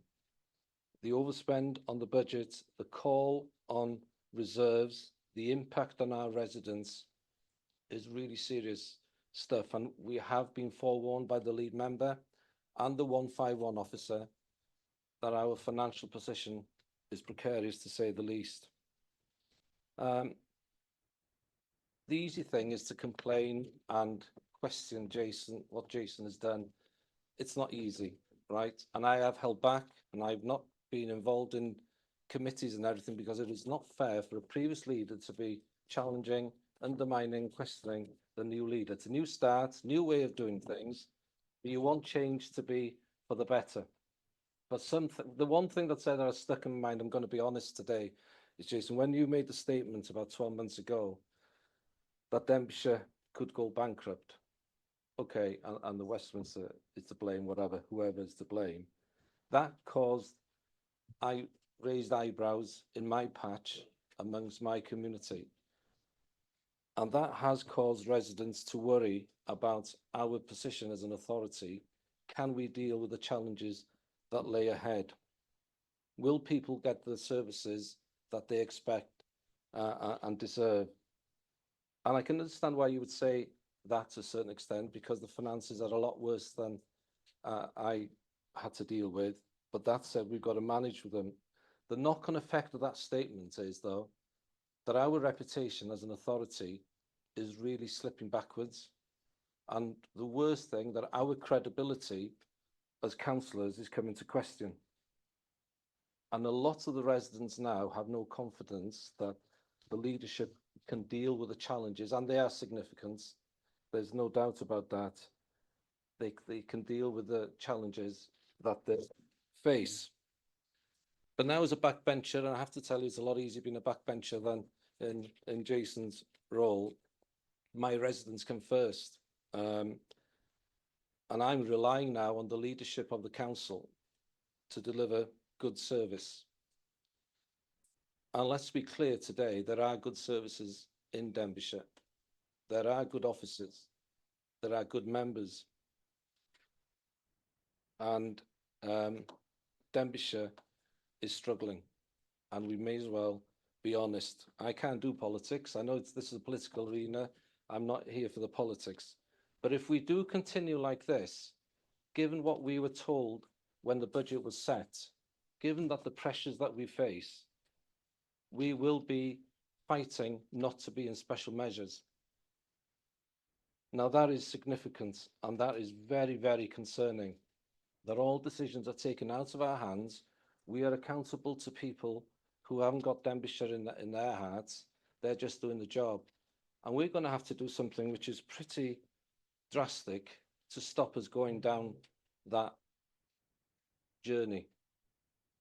So I do have some suggestions, and I'm trying to be constructive. I'm not here to have a go, as I said. Some of the suggestions are quite radical, and some of them need revisiting. But for me, the first, I do have a question, is why are we funding services for inflation and pay, and then asking them to give it back in a programme of savings that we have to fund? The heads of service really need to deliver on budget. If we could turn that around, I think there are savings there that we could be made. You probably have been looking at that. I'm not sure if you have. The corporate plan, that's our manifesto as an authority. That's what we all signed up for. That's what it's struggling. It's not high in revenue cost. I think the corporate plan now needs to be service priorities. If we are that in such a bad state, we need to be protecting our services and the priorities within those services, and we need to prioritise what's important and what's not. We need to look after the vulnerable, and we need to look after people who are educated. That to me is a no-go. I think Jason's on the same wavelength. We need to be doing that as a matter of urgency. I hope, Barry, when you give us the way forward on the recycling, could I suggest that you consider that we have a task and finish group? We are not going to get this done waiting for reports months down the line. They're just going to tell us what we know in months, and we'll have sorted it by then. We need to sort this now. I'm sure there are willing members prepared to support people to be in a task and finish group from all political groups to make this a better service and to work on it. I sense there are people working in isolation and people are afraid to say what's really happening. If we could come up with a plan within a few weeks or a month, I think that's progress in itself. Yes, we accelerate the asset disposal. I'm sure you are looking a lot of this, and we need to communicate our intentions, because the residents are losing patience with us, but they are losing confidence in us as well. And there's a lot more things we can do, but we need to get into a conversation that value for money is key and protection of services is key, and we cannot expect our residents to bail us out.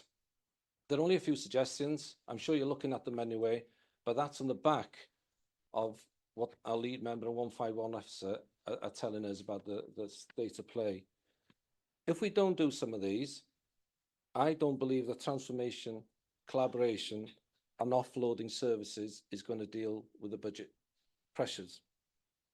I think we do need a cultural change where challenge is comfortable and support is expected.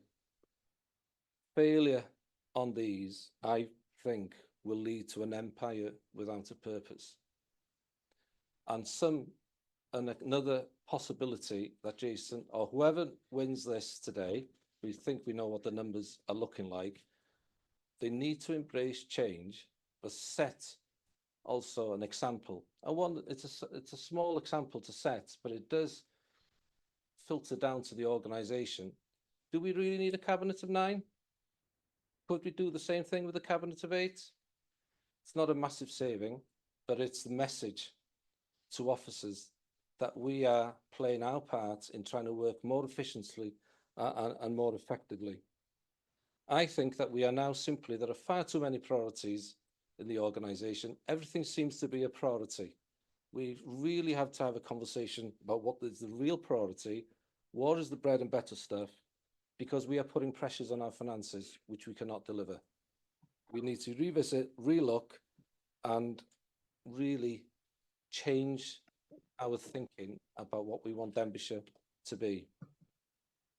And because of what's happened, yes, the recycling hasn't worked, but because of the bigger picture, and because of the pressures, and because of the points which the group leaders raised, that's why I'm supporting the motion, and we need to do it, and the choice is pretty clear. Thank you. Well, thank you. I've let Hugh run over my allotted time in my head because of being previous leader of the council, so I only felt it was fair. Justine Edwards. Is it Justine Edwards? Evans. Yeah, that's my writing. Sorry. I was as well. Sorry. Thank you. Sorry, Chair, Justine. and I'll forgive you for getting my name wrong. I was elected to represent the people of Rhyl, and sadly, the people of Rhyl are not happy. They're not happy with this council, and I've never seen public dissatisfaction with the local authority at the level it currently is in Rhyl, and it is becoming increasingly difficult to defend some of the decisions being made by those in charge. I won't go over points that have already been made, but I will, it'd be remiss of me not to mention the millions that were spent on the Queen's Market. Yet over 2 years on from its completion, the building remains empty. 2 summers of trading have been lost, and instead of being the major attraction it was billed as, it is just another lost opportunity on the promenade. We've seen market projects in Chester and Crewe thrive, and people are questioning why our council is failing to get ours up and running. This project has the potential to kickstart Rhyl's regeneration, but we have seen no progress since the appointed operator pulled out last year. As councillors, we're all facing difficult questions from our residents. In my own ward in Rhyl East, for example, people want to know why, at a time when the council were announcing cuts to many services, including libraries and education, approximately 100,000 was spent on my Semlin before a planning application had even been submitted, and then months before the scheme was eventually abandoned. Therefore, as a representative of the people of this town, I feel I have no option but to back this motion put forward this morning. Thank you. Thank you, Justine Evans. Sorry. Mark Young. Thank you, Chair. Thank you.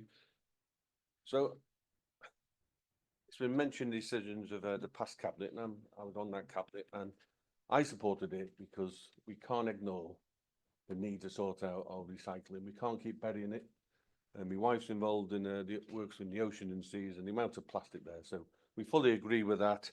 It was great. It was in Denby. It created jobs. Some fantastic companies were able to work with us to increase their jobs. So it created jobs, saved hundreds of jobs.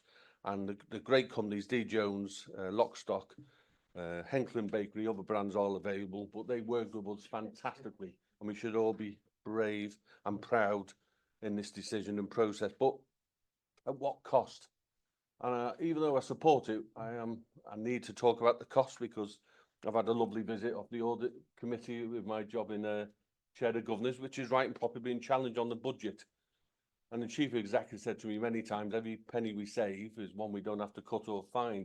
But if you turn that round, every overspend has an impact. So as a school, to work for months and months to save hundreds of thousands, to look at jobs, etc., to save money and then to watch an overspend, it hurts. So I will say that, and it's not good enough, and we need to sort it. And with my other hat on in audit and governance, I'll be pushing. We can't keep overspending. Yes, we have reserves, but they're not, they're not bottomless.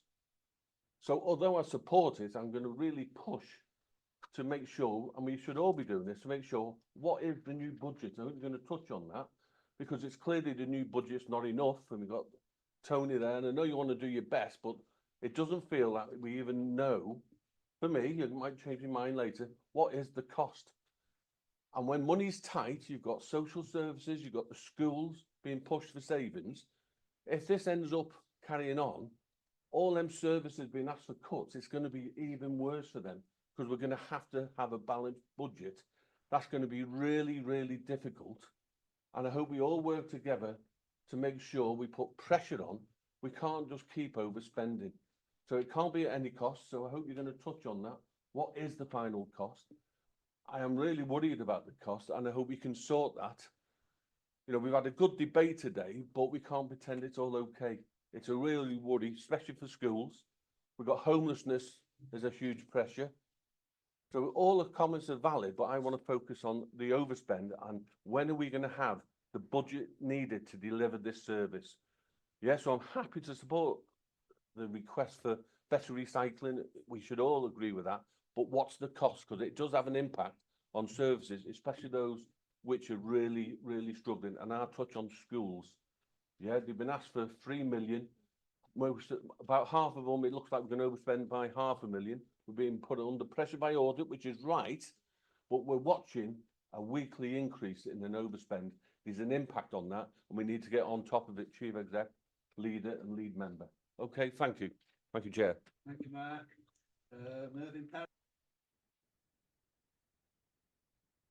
We might go Mervyn Parry, and I've got a couple more left, and then I might just call it a day, because it's getting near midday and people get hungry, especially me.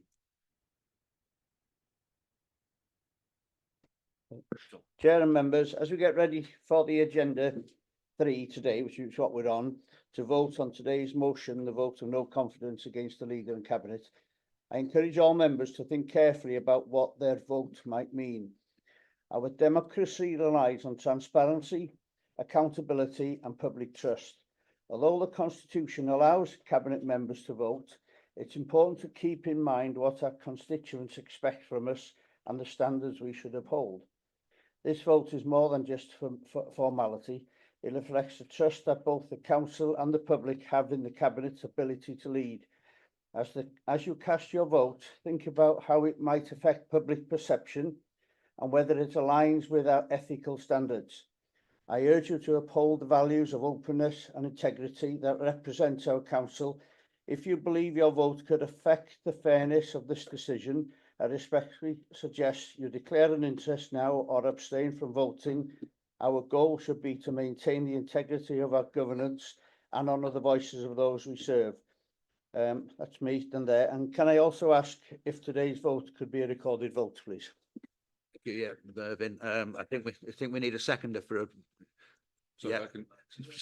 Gary, that's your role. I'll Sorry. deal with the recorded vote first. You just need 1/6 of the members present to indicate they'd like a recorded vote. So even on my maths, that's 8. So that's more than 8. It's more than So 8. that's, in terms of interests, all members are entitled to vote in this debate. None of the members, whether they be on cabinet or not, would be regarded as having a personal or prejudicial interest under the terms of the Code of Conduct.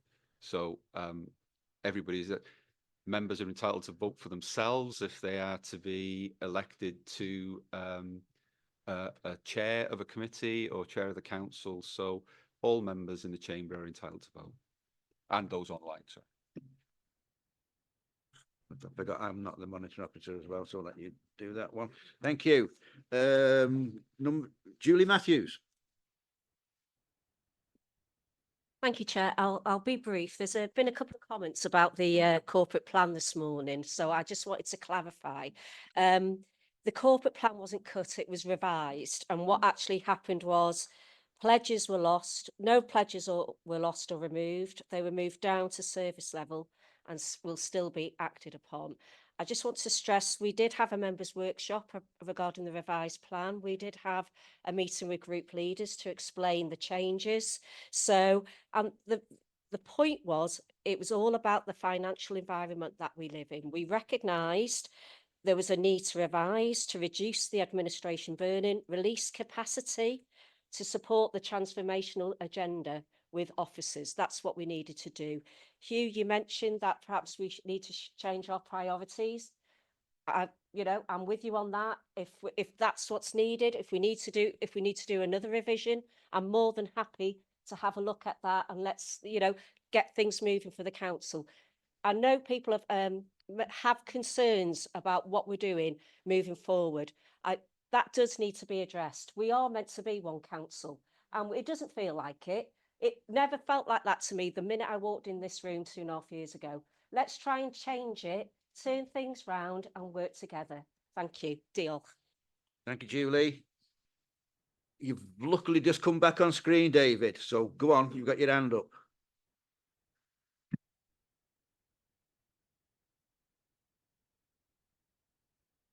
Mute, probably. Yeah. You're on mute, David. I can't hear a thing. Can you hear me now? Yes, okay. Yeah, sorry about that. Yeah, I've got a question for Jason, which I'd like him to answer honestly. I'm sure he will. Jason, when you formed your cabinet in 2022, was there any reason that you chose not to include some members who had years of experience? Okay, can I answer that? Yeah, you answer it quickly, yes, and then that well, we'll I'll be as leave quick it as I there. can. Yeah, so I wasn't the first to do that because Brian, who's on the screen there, was picked to be a cabinet member when he had no experience. No, Jason, I'm asking you, not what happened previously. But Why did you choose, please? I will come to that, David. I'll come to that. But Well, let's come to it now. That was the question, Jason.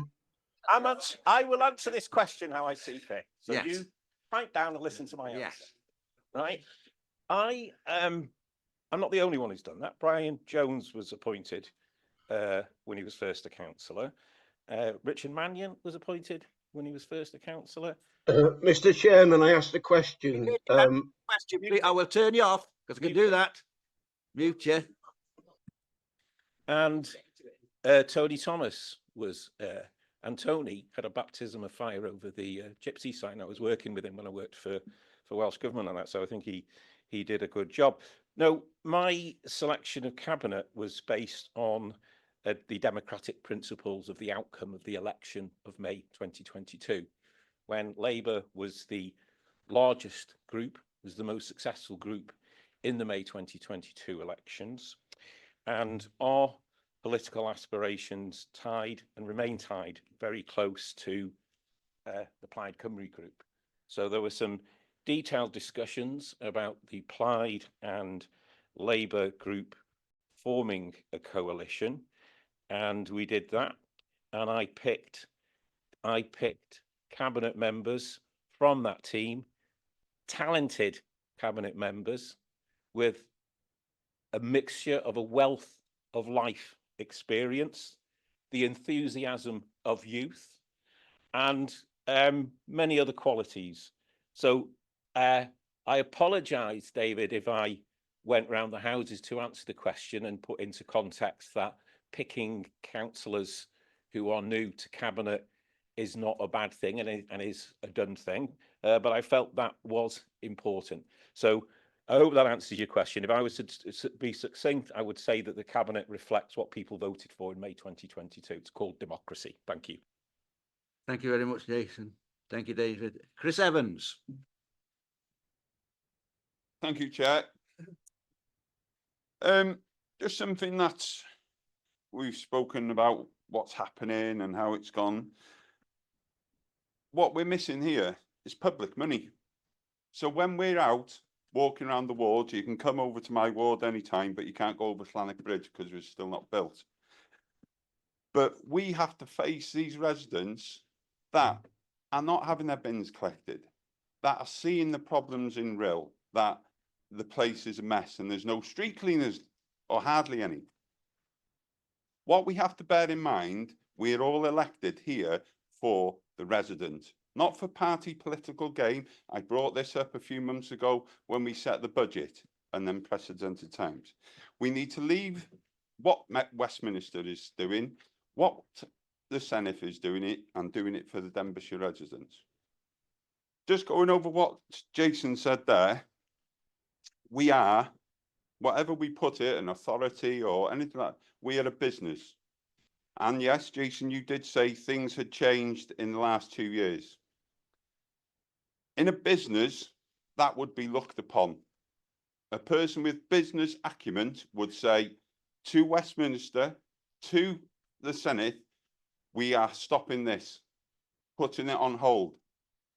If as a business, which we are, we have money off residents, it's public money. If as a business leader, you're happy to splurge 55 to 60,000 pound a week, not a month, not a year, 60,000 pound a week is ludicrous. How many hospitals could that go towards? How many schools could that go towards? In the end, we will have residents in our Denbighshire county not be able to put food in the recycling bins because they are going broke. We need to look at what we're doing for the residents. Thank you, Chair. Thank you, Chris. Hugh Irving. Slightly different tack, Chairman. Ooh. You said at the beginning of this debate that you wanted a calm, reasoned debate. You didn't want political points. You didn't want personal attacks. I've been in local government for 50 years since I first won my first election. And I've been subject this morning to the most vicious personal attack I ever have done. And I don't think that behoves the leader well. I really think he should think about withdrawing his personal use of my name and attacking me. I did not mention Queen's Market anywhere in my address. There was one point I made a few general points on finance, and yet I felt I was quite upset, and I've got to say it after all these years, and it saddens me. Thank you. Thank you, Hugh. I think Jason wants to just respond to that I'll quickly. come back in on that one, Hugh. I read at length the detailed press release that your group put out last week with comments from the MS, the ex-former James Davis, ex-MP, and all of the Tory group. Not Peter. Okay, thank you, Peter. And do you know what? I've got a thick skin. Politics. I'll take it. I'm taking today, dealing with today. I'm showing some leadership today. And in the heat of a debate that's about my leadership, which you have instigated and said some quite awful things about me in that press release. And I'm sorry if this sounds disrespectful, Hugh, but I can't think of any other phrase to say it. If you can't take it, don't dish it out. Thank you, Jason. Last one on my list before Barry, Andrew Tomlin.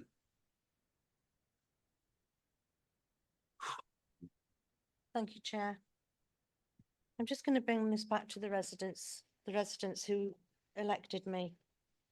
I'm a Prestatyn East Ward councillor. I'm a signatory to this motion because, quite frankly, 2.5 years into this term, we have only seen things go from bad to worse.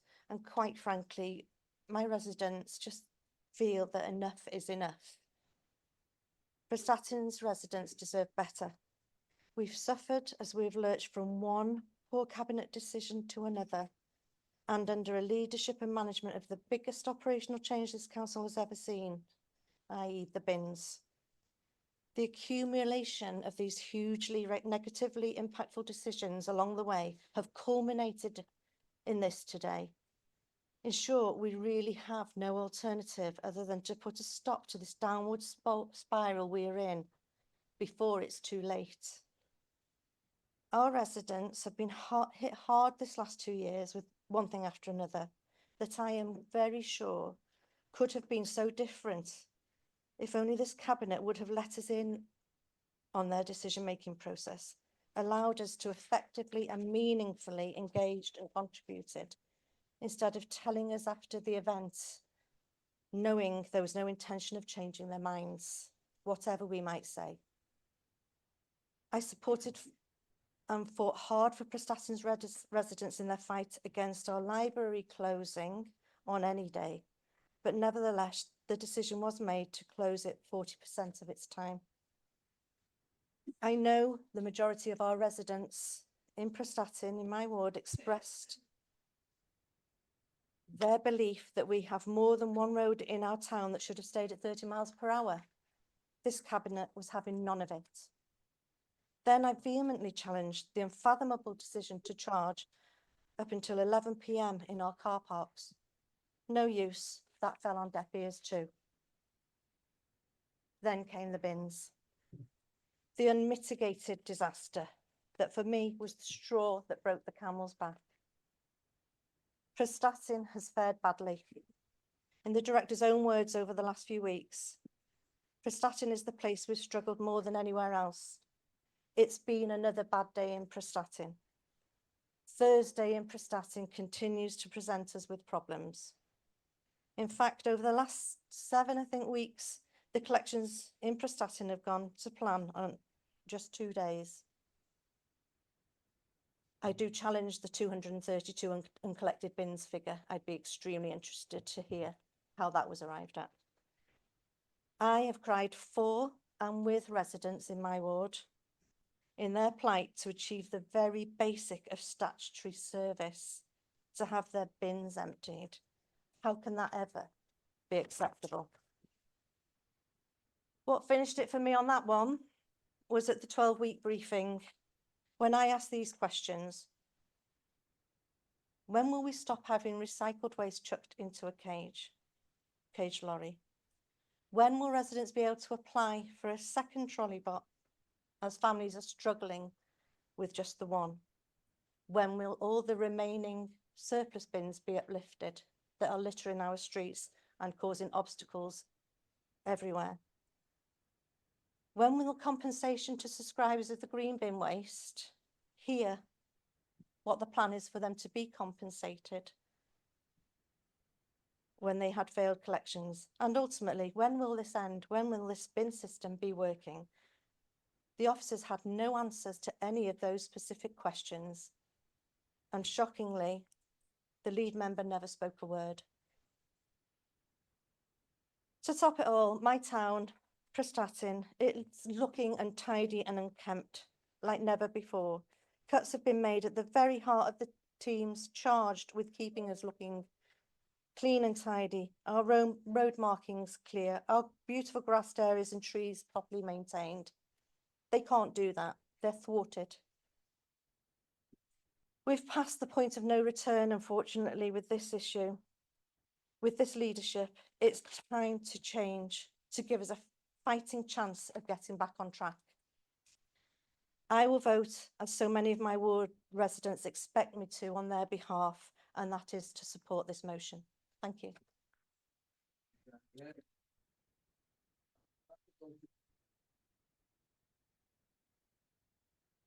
Barry, last one. Yeah, Oh, thank well, you, Chair. I didn't see you, sorry. I shall come to you anyway. Yeah. Is it worth doing Dallas before? Dallas, do you want Dallas to go before you, Okay, Barry? And yeah. then you've got to be the last one. Yeah, sorry. Diolch, Mr Cadeirydd. Thank you, Chair. Thank you, Chair. And thank you for allowing me to speak and I appreciate that it's difficult for you to keep an eye Get on me on it at the everybody. same time, but that's fine. Just a few points that have been raised by different people that I'd like to have some clarification around them if I could, and I might be coming to offices with some of these points if that's okay. It's just, I think it's important that, as I said in my little talk, facts are important, I think, aren't they? And being able to understand what's behind those is really important. So I thank everybody for the debate as well, and it's been very, I held in a respectful way, and I thank everyone for doing that. I think that's really important. Just a few of the points. There's been points that have been raised about the progress that's been made over time with the collections, whereas we were having a significant amount at the beginning, and that it's been a question mark has been put around that data of 232. So I'd like to ask Tony, maybe if you could sort of clarify a little bit of the progress over the time and the data over the time period, so that we've got the correct information in front of us. I've heard behind me from Councillor Telly Mendes about the 25 million black hole in front of us. Well, yes, there is a significant deficit that we're facing again, something that I alluded to, that we need to work together to come up with the solutions that we've now heard, some of them coming from Councillor Hugh Evans, and I thank him for them. We need to do that within the process that we had, and the same that we had last year. We didn't have that many ideas coming forward that were credible and that we could work on.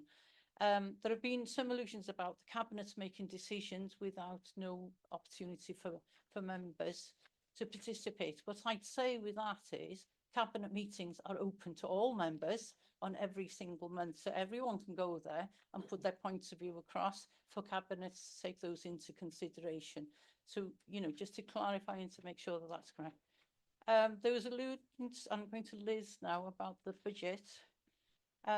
We've heard about the council tax setting, and over the last 2 years, there was a suggestion about the 3.6% that was done.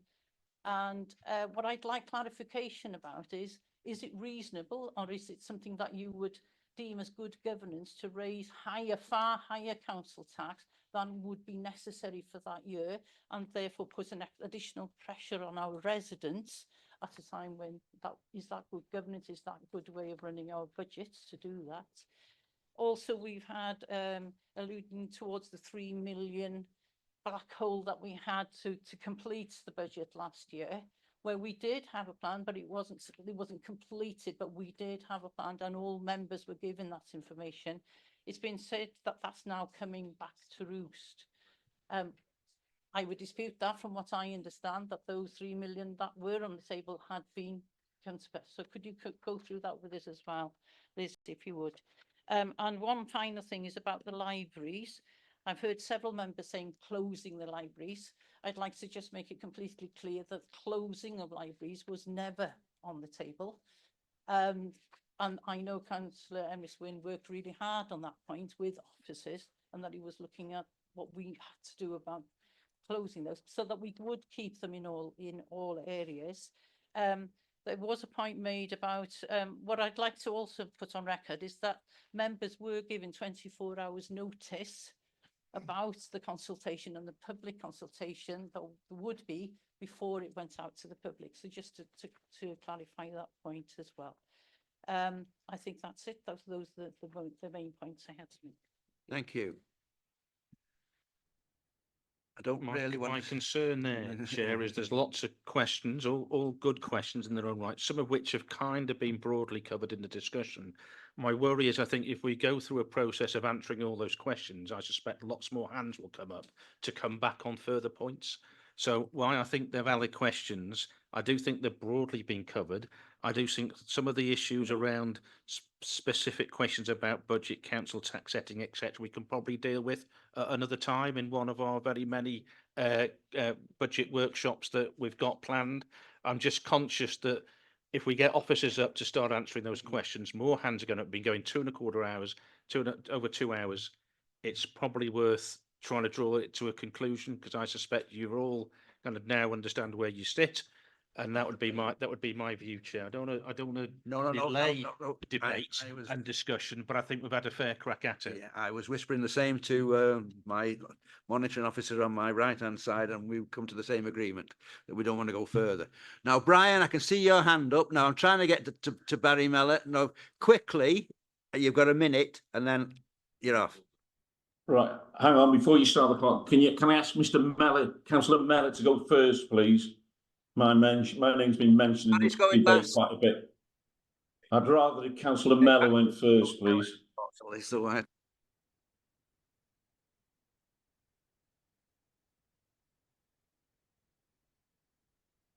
you know, Councillor Mellor was next on the list. Councillor Mellor should go next.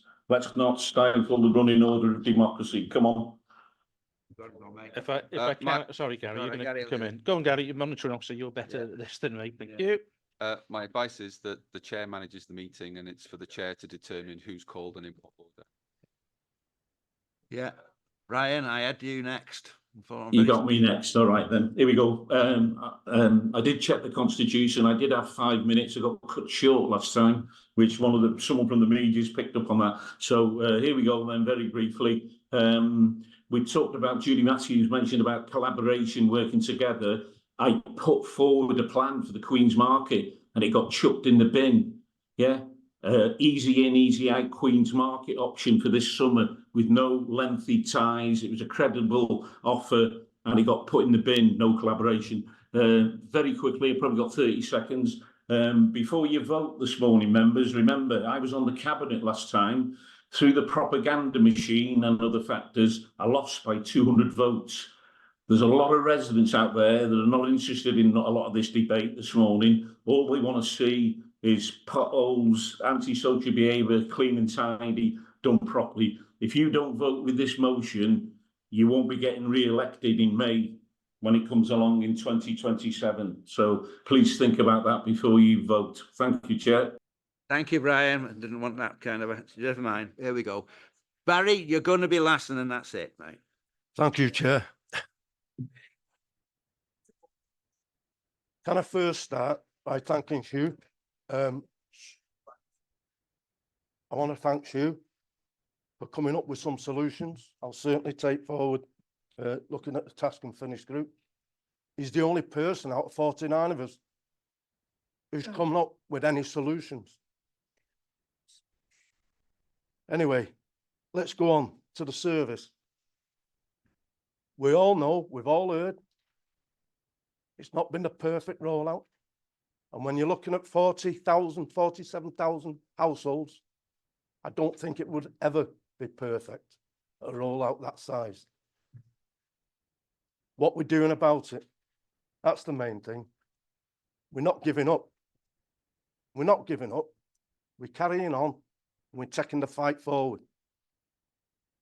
The service, I admit, and so does our officers, it isn't yet where we need to be, but there's a plan to get us there. We know that the current situation is not sustainable, financially or operationally. And we know we need to move to the next phase of the recovery and the new normal for the waste service. The service has therefore designed a new recycling routes to replace the rounds that were designed from the original implementation. A lot of work has been undertaken to review the assumptions made in the original model and to compare that with what we've seen on the ground following the rollout. The service is confident that we've learned from the first rollout and that these new routes can all be completed by the crews within their normal working day, i.e. removing the need for overtime and Saturday working. This would mean no requirement for mop-up rounds to catch up on missed collections, except for an extraordinary circumstance. These new routes will require fewer vehicles and therefore fewer drivers and loaders than the service is currently using. It will therefore cost less than it is currently costing. The cost of delivering these new rounds is being firmed up, and that financial information will be provided to members in due course. The introduction of these new rounds is now a matter of weeks away. There is a lot to do before the rollout because we need to make sure that it works, but it's only a matter of weeks away. We're confident that these new rounds will work. We're not saying that they won't see any problems, especially initially, and we're not saying that there won't ever be any missed collections in the future. Every waste service across the UK will always have some missed collections. However, those missed collections will be manageable as a business as usual, and we're very confident that we're not going to return to the problems we faced in June. As far as the cost, Mark, I can't give you those costs at this time because we're still working out the new routes. Just a couple of other things I want to hit on before I finish. It has been a good discussion. We're not going to lie down as a cabinet and as a leader. We're going to fight and we're going to go forward. The ex-lead member called me weak. This all started in 2018. He had 4 years to talk to the cabinet then and to stop them doing this rollout. That's weak leadership. You didn't do it. And just to finish off, weeks before this rollout, I have a photograph out of the press. Councillor Brian Jones, Councillor Terry Mendes, Councillor James Davis, oh, no, ex-MP, James Davis, Gareth Davis, the AM, Justin Marie Evans, and James Elson, all having a photograph outside a recycling plant to say Denbighshire County Council's decision to scrap the blue wheelie bin has been labelled one of the worst decisions. And this is the people who brought it forward from 2018. Thank you. Thank you very much, Barry. I shall have to move on. I've finished now. So as far as I'm concerned, I believe the matter has been properly debated and I hope everyone else thinks it has been. So I will ask Councillor Hilditch Roberts to propose a motion and sum up the points she wishes members to listen to. Thank you, Hugh. Thank you, Chair.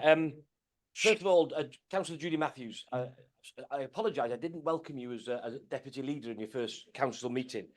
But can I say what a nice welcome is that a deputy leader wants to engage with us and work together as a council. And I can assure you from my group, we would love to extend that invitation and work together. There's no doubt about that. So thank you. Thank you. Because I think, and you touched right, you said from the day you came in, you know, and I think some of my members who have not been here too long have been afraid to challenge because they have been curtailed, or they, you know, or even today when I've said good morning to some members that don't support my motion, refuse to say good morning back. And I made the point, this is not personal, this is being a role of a councillor, and when we leave this chamber, the issue should finish there, in my view. We have the right to have a go if we don't believe it's right, and we have the right to debate it. And Jason can bring the Pandora out of his box, but we can give it back, but we walk away and we forget it in this room. That's what I believe very, very strongly.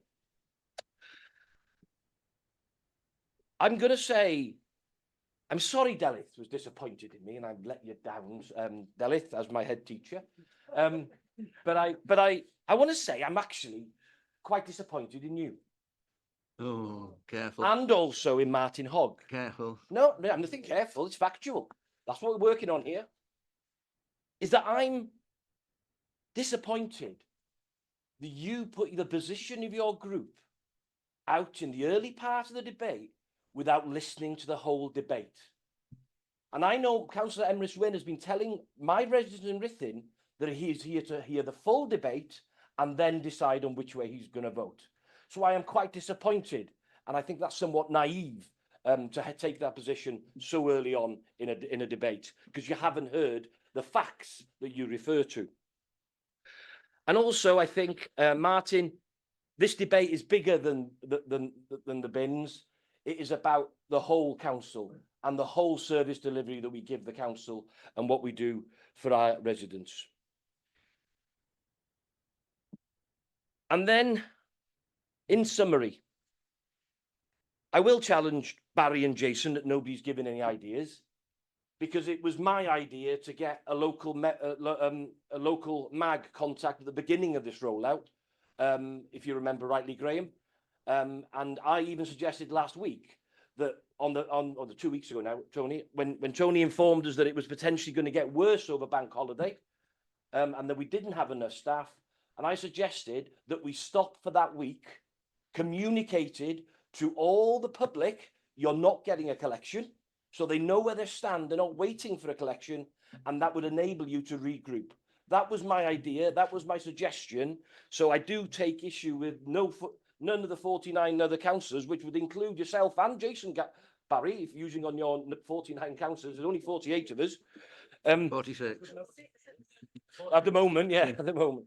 So I do take with that. But what I do take, and it's interesting that Jason, quite rightly, in his word, mans up. And he has manned up and taken responsibility that it is on his watch. And I said at Cabinet, when he said it, I did appreciate that. And I still do now. And I'm glad he's reaffirmed that today.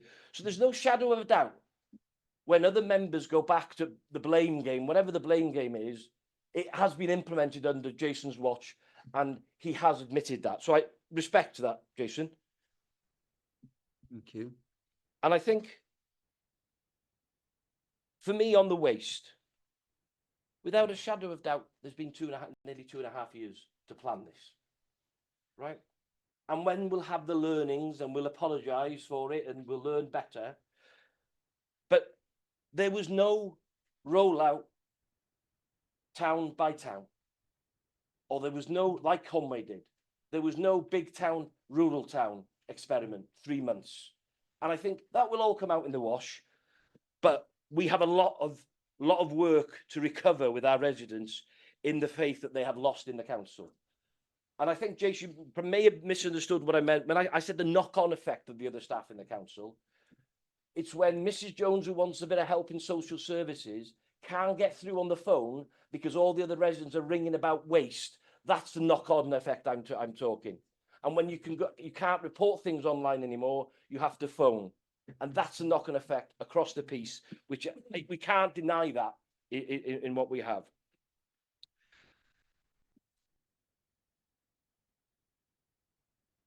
I think there's no doubt from our group that we understand and empathise that officers are doing the best that they can with what they've got. And let's be clear, I want to be really clear, there is not a pop at officers in any shape or form here. That was not the motion is about.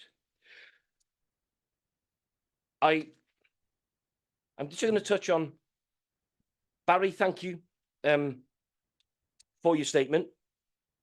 But I'll be honest with you, there's no answers in there yet.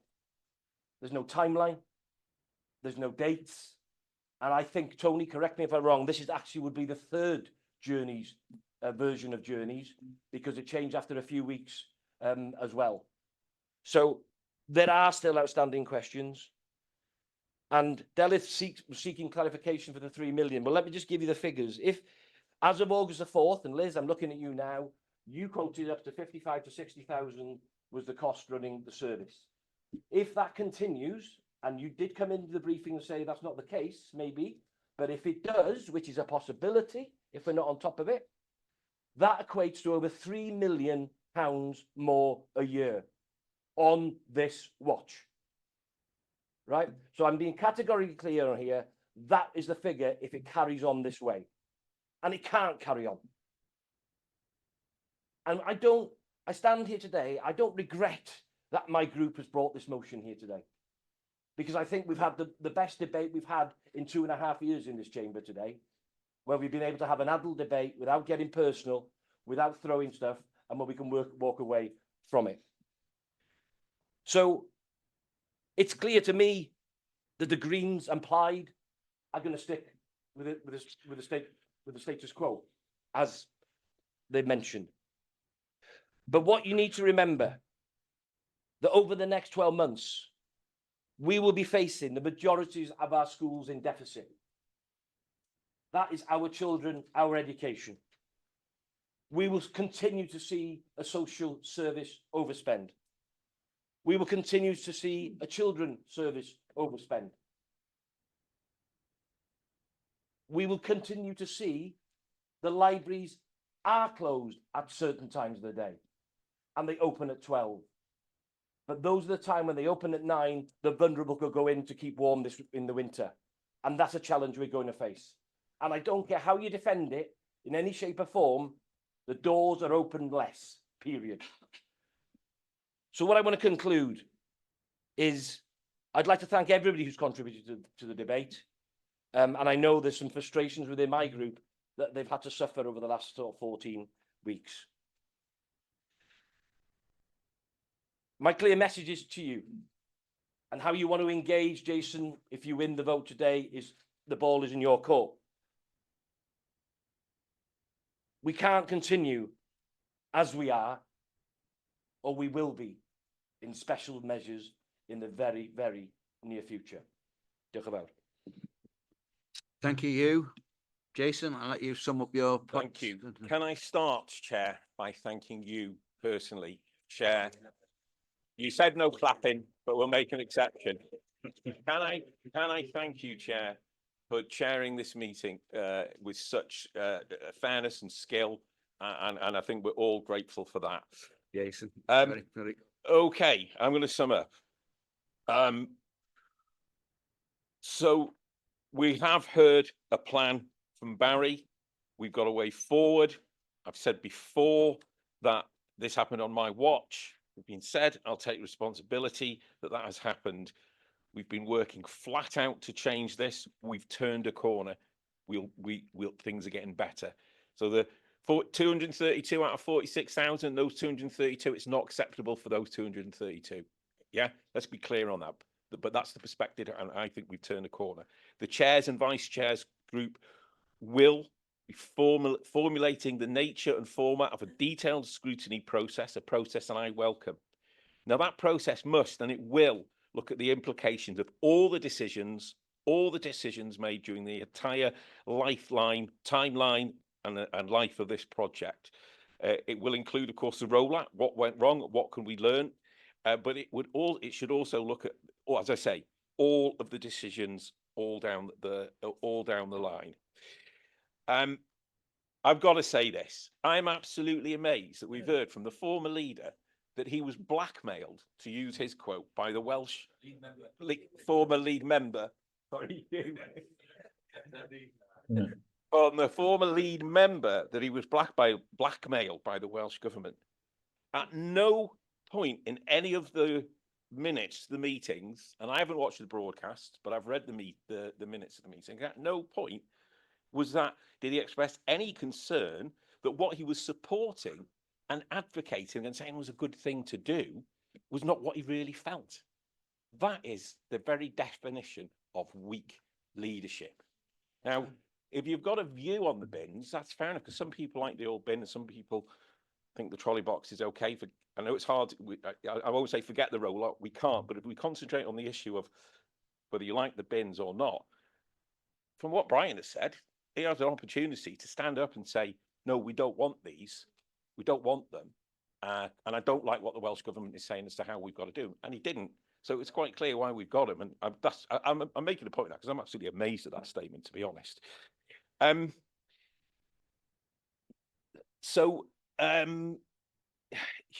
Hugh, I will push back. I haven't had any suggestion on how over this 12, 15-week period, any other controlling group would have dealt with this huge issue. We've had one suggestion to stop it on a bank holiday weekend. That was a stupid idea. I'm being blunt. It would have been a poor idea. It would have, if we go back to week one, part of the problem was the compound effect of catching up. We'd had no collections at all in that week. We'd have been back to square one. Not a good idea. So I think I've talked about address those issues on the bins. There's been some wider criticisms of the Cabinet and myself. And as I've said, these are largely, almost wholly, based on unhappiness with extremely difficult financial and budget-related decisions that this Cabinet has had to make. And I'll come back to that in a minute. I want to thank Hugh Evans, my predecessor. Hugh, you may or not believe me, but you were in my notes anyway. And the reason you were in my notes to thank as my predecessor, you were a tough act to follow, because you guided us through the COVID pandemic crisis. And I wear those scars because, as you know, we were online meetings when I worked for Anne for the Welsh Government, and we were talking through that horribly difficult time.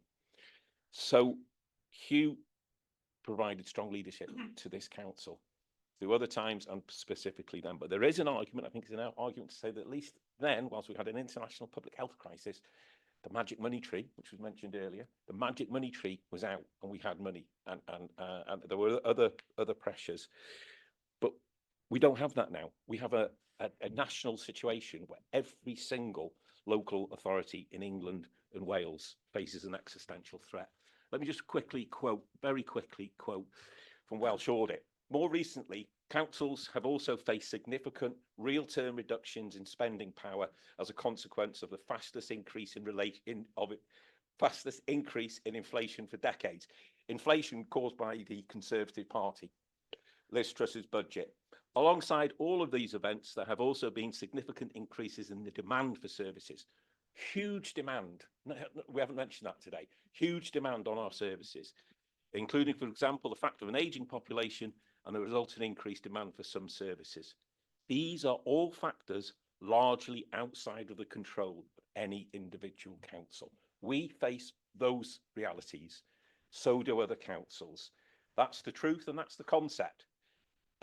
It's not accepted by the Conservative group at all. And I'm not going to reply, Justine, Terry, you've made some points, but you fail to understand the fundamental point of the existential threat that this council faces. Now, again, grateful to Hugh, because when Hugh was leader, I was deputy leader of the main opposition group. I've done opposition. It's easy. It's a piece of cake. It's a piece of cake. Opposition. It's easy. When I was in opposition, I challenged the leadership. I was privileged to chair the then governance committee, the audit committee, so I could use that to push an agenda for my political group and challenge budget decisions, speak to Hugh Evans, speak to the leader. Julian Thompson-Hill, former lead member of finance, came to the audit committee. I challenged him. And I wanted to use that challenge to influence the discussion, influence the outcomes, because at that time, worse, not as bad now, it's worse now, but at that time, what we had was austerity round one, austerity part one, austerity part two. This time it's worse. It has been much worse. And you guided through that, Hugh, but I challenged. And we had adult conversations, and I voted against the budget. So, Pauline, that approach about coming together and talking, I'm more than happy to do that. But look, I've got to say it. What I didn't do was I didn't stoop so low to bring a ill-advised, opportunistic, vote, politically motivated vote of no confidence, which we've seen today. Now, I've heard desperate attempts over the weekend from certain elements of the independent group have been phoning other councillors in other groups, offering cabinet seats. What's going on there? What's going on there? That's not leadership at all. Politics, opposition is easy. You can sit on the sidelines and snipe about difficult decisions. Opposition is easy. You can take to the landscape of late night social media, yeah?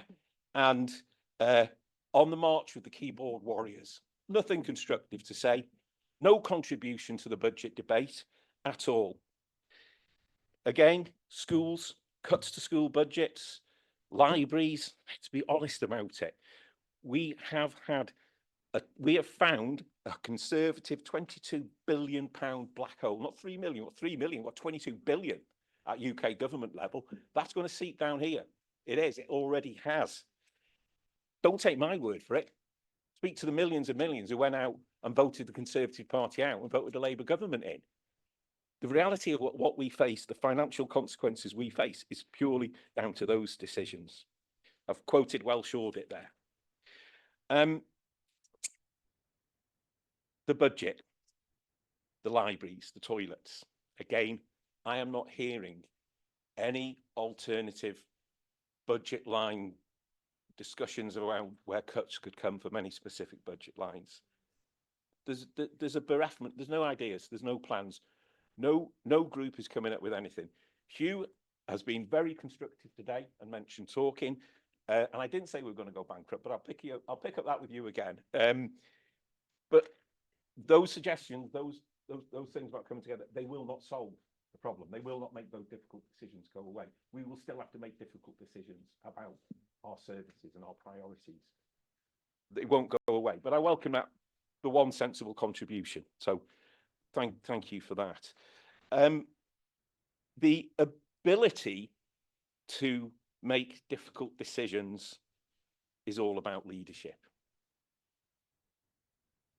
I've heard today, and in the budget sessions, and in the questions to Cabinet, and when we talk about in the budget workshop, I have heard nothing but an inability to make difficult decisions, a stepping away from the challenging, difficult circumstances. If you're not prepared to make difficult decisions, and that's all I've heard today, then you provide weak leadership. If the elements of the independent group and the Conservatives group had been in power, or as a result of today were to take power, if they were to carry on that conduct and shy away from difficult decisions, I'll come back to bankruptcy, they would have put this council in bankruptcy. We would have had probably the embarrassment of the first council of Wales to go bust. That hasn't happened because of my strong leadership, facing down budget decisions with excellent help from Gwynedd, my lead member for finance, for Liz, I have to mention Liz's predecessor, Steve Gadd as well, and all the senior team. We analyse and we make these hugely difficult decisions that none of us came into politics to make. I have steered this council through its most challenging crisis. Unprecedented was a word used.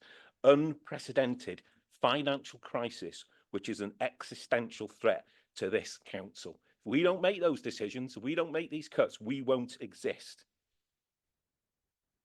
We have to move on to an agenda of transformational change, however that may be. Collaborative working, regional working, use of AI. There's a bit of whispering going on, please, Chair. And we're going to have to look at an alternative way of doing things. The invite is there now to step into the tent. Challenge me, disagree with my decisions. But I'm going to continue to lead this council with the strong support of my Cabinet through this unprecedented time that is really a threat to our existence. Thank you, Chair.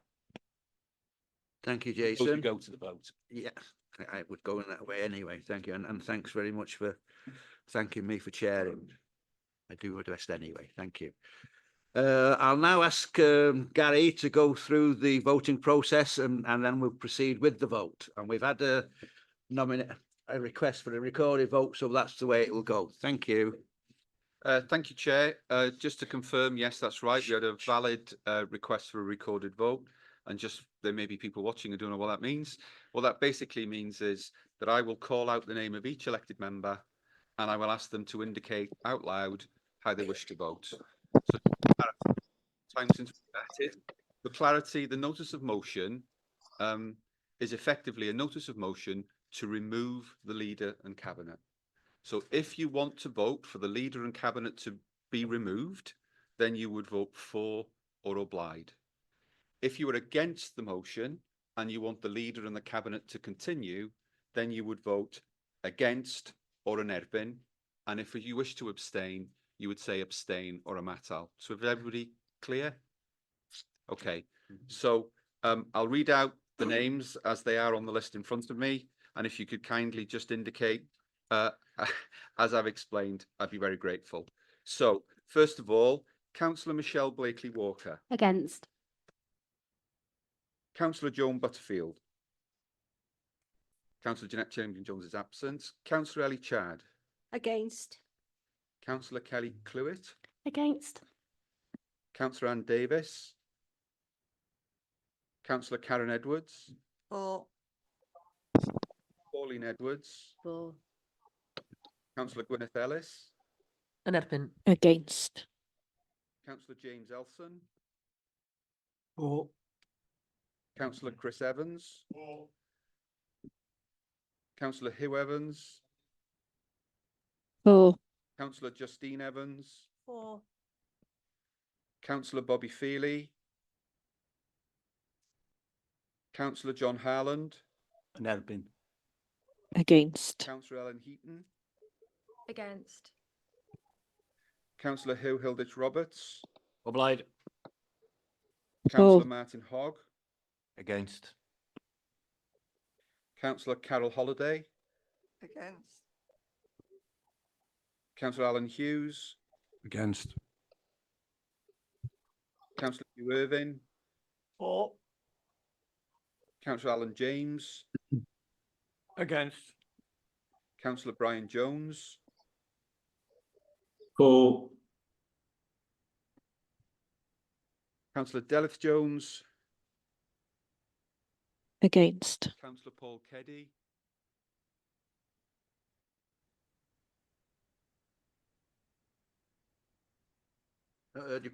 Councillor Paul Keddy.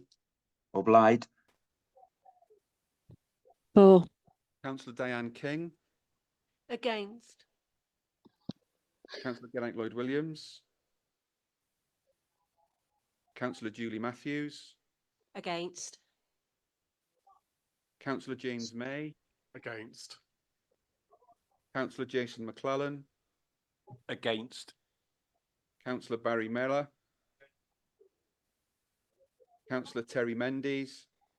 For. Councillor Raj Metri. Against. Councillor Mervyn Parry. And obliged. For. Councillor Adwell Roberts. An erbyn. Against. Councillor Gareth Sandilands. Against. Councillor Fish Thomas. Against. Councillor Andrea Tomlin. For. Councillor Cheryl Williams. Councillor David Williams. Abstain. Oh. Councillor Elfed Williams. An erbyn. Against. Councillor Errol Williams. Sorry, heb ik gedaan. Councillor Hugh Williams. Councillor Emrys Wynne.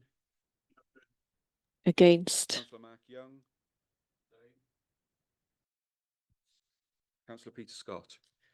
Abstain. As chair, I'll stay neutral.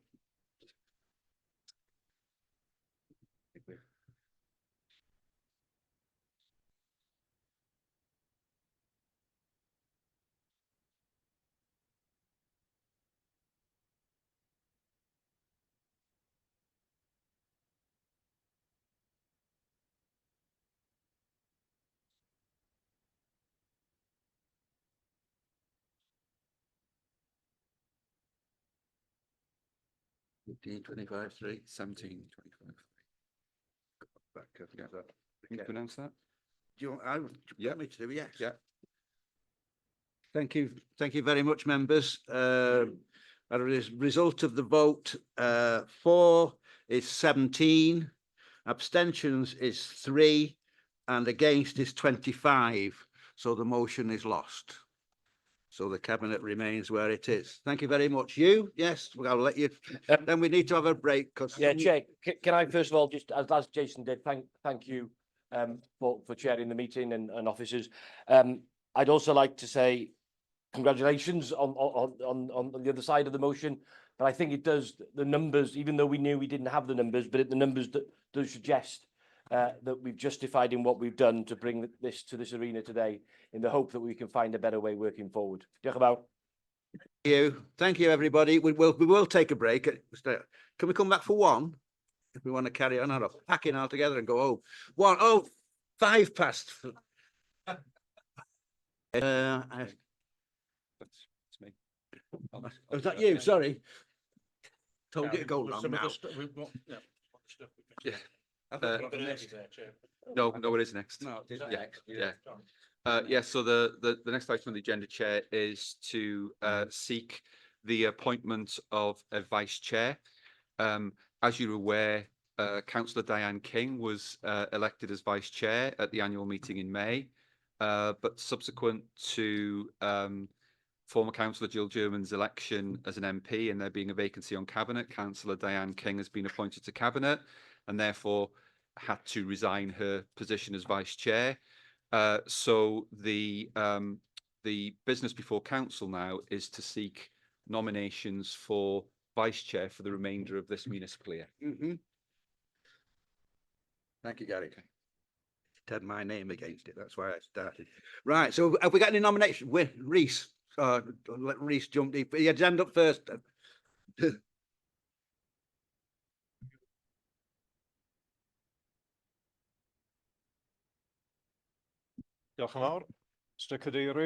you, Mr. Chairman. And also, thank you very much for the robust chairing during the first part of this meeting today. I would like to nominate the name of Councillor Arwel Roberts for this position of Vice Chair. Arwel, as we know, is very experienced, has been Chair of the Council previously, and at short notice like this is willing to stand in the breach and undertake this role as Vice Chair of the Council. So I propose the name of Councillor Arwel Roberts. Thank you, Chair. Thank you, Reese. Do we have a seconder for Arwel? Diane? Thank you, Chair. Firstly, I'd like to say it was with a heavy heart that I decided to resign as Vice Chair. And however, I am very pleased to second Arwel to take this position. Thank you. Dan, have we any other nominations? You explain it. You've told me. Okay, on the basis that there's only one nomination and that nominee has been proposed and seconded, there's no technical requirement for a vote. That's sufficient to be elected. But Chair, you may want to ask if the meeting wants to show their affirmation by a show of hands. Yeah, could we just do that? Just everyone in agreement by showing the hands? That's unanimous. Thank you. Thank you very, very much. Look forward to working with you, Arwel. Thank you. Oh, does he come up and get to? I've got the chain, but come here. I've got the chain. Do that, you asked the nice one. That's the chain. I hope that's the one.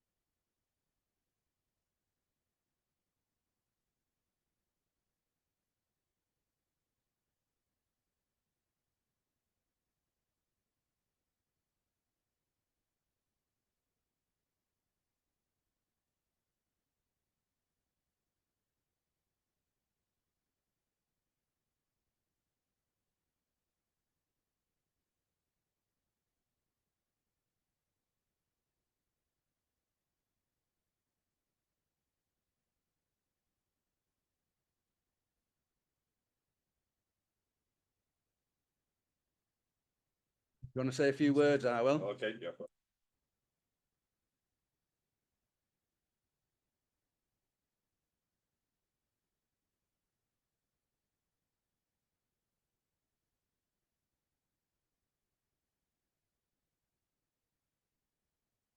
Mijn pleasure, vier gynnaedd erbyn y It's swydd o my fod yn pure pleasure to accept this role of Vice Chair.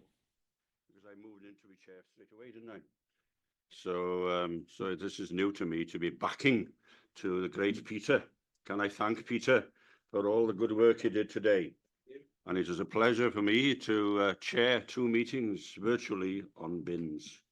Never again. But I did try a few jokes, but didn't go down very well.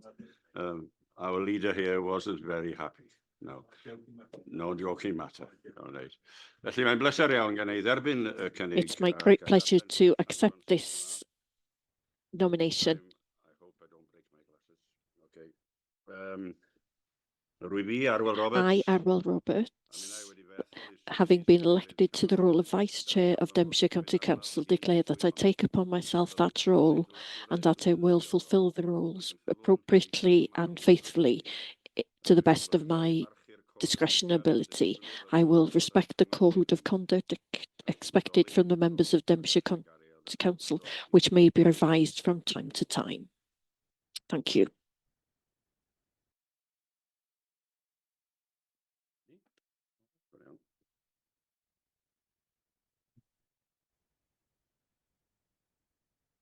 Okay, well done, Arwel. Congratulations.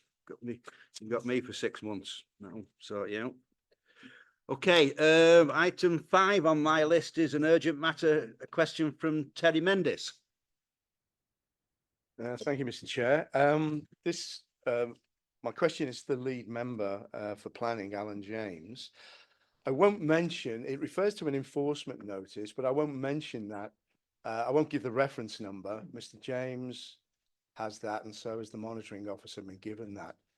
But I'll just ask my question, that why is an enforcement notice issued to a property in Llandegla on the 7th of September 2020 not being enforced, despite the notice having its 4th birthday 3 days ago? Alan, I think you will respond, will you? Thank you. Try. Probably if Councillor Mendes had attended the meeting that was arranged on the 3rd and 9th with 3 officers and myself, it probably wouldn't have needed to come here. But I will say this case has been a legally complex situation. Officers served a planning enforcement notice.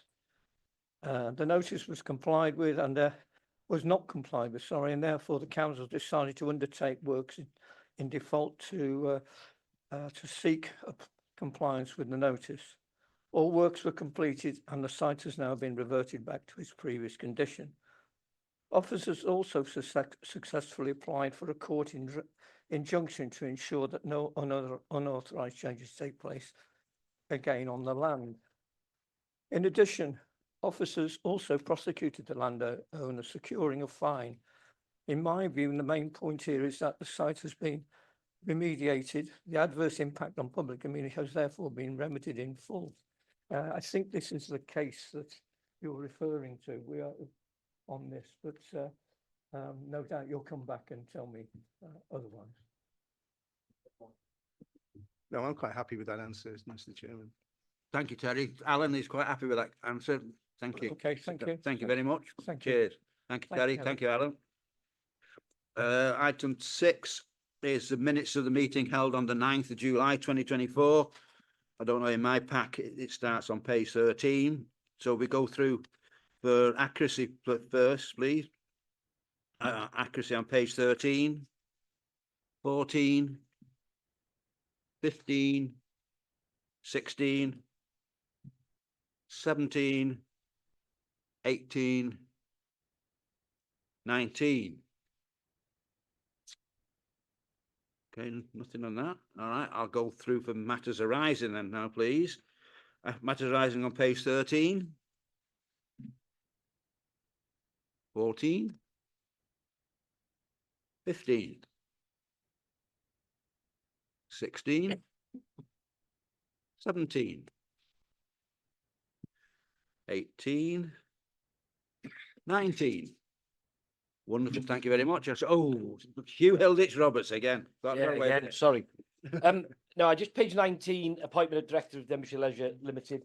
I did raise my concerns of the workload of Tony Ward at this point in the council meeting, and I'd just like that minuted as well, please, because of the immense pressure that he's currently under. Okay, you, that's fine, that's minuted. Julie? Yeah, sorry, Chair. I just want to apologise to council. There is a note there saying I would circulate the written response letter to councillors, and I've just realised I didn't send it. So I will do that this afternoon and smack my hand. Sorry. No confidence. No confidence in Councillor Matthews. Thank you, Julie. Okay. So, of course, yes. Could somebody propose that the minutes are accurate? Somebody second? Yeah, all in agreement, I can sign them as fine. Thank you. I shall do that when I get the paper. Sharon normally has that. Item number 7 on my agenda is an appointment of the Director of Denbighshire Leisure Limited, and Gary will carry us through this one. Thank you, Chair. Yes, we appointed a director to fill a vacancy on the board of Denbighshire Leisure Limited in the last council, which was a vacancy arising from the seat on the board to be filled by a member of SLT. And similar to the vice chair, Councillor Diane King had previously been elected by council to be the backbench representative on the board of directors. The composition of the board is set out in the report. Councillor King now occupies the relevant portfolio for education and children's services, and as such occupies a seat on the board in that capacity, which means that the seat on the board to be occupied by a backbench member of the council is vacant. And so the purpose of this report is to seek the appointment of a director to that vacancy. So I'd invite you to ask for nominations, Chair. Thank you. Can we have nominations then? Mervyn? Thank you, Chair. I'd like to nominate Paul Keddy from our group. Paul's from the south of the county, had a lot of experience with the work he does with the Fringe and the entertainment that they do in Llangollen, and he would like to take up this position if it was offered him. Thank you, Mervyn. Do we have a second for that? Diane? That's sorry. Oh, Karen?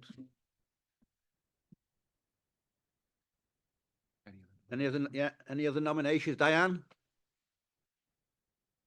Thank you, Chair. I'd like to nominate James May, who's worked for Unison for over 12 years, and in the last 8 years predominantly worked for Unison North Wales. James understands the value of sport and recreation in the community, having been involved in a number of community groups, and has witnessed firsthand the value of leisure and recreation in the community. Thanks, Diane. Do we have a seconder for James? Barry, Cheryl, a few hands up there, yeah.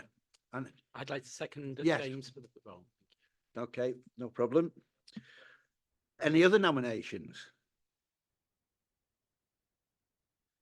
I take it we have to have a vote then now, Gary, on 2 nominations. Yes, we do, and it's a matter for members and yourself, Chair, how we do this. I can do a roll call, or you can do a show of hands, or I can do the voting buttons, but then I would have to ask those members who are not present online to indicate the way that they would like to vote. So it's I'm in your hands, Chair. Thank you, Gary. Okay, then in the first instance, can we do it by show of hands and say it was going through all the automatic stuff? So all in favour of Paul Keddy, please show. Need a counter. Hey, please.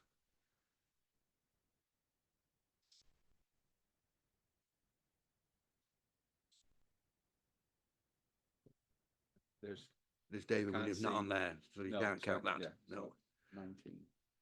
And so all those in favour of James May, please show.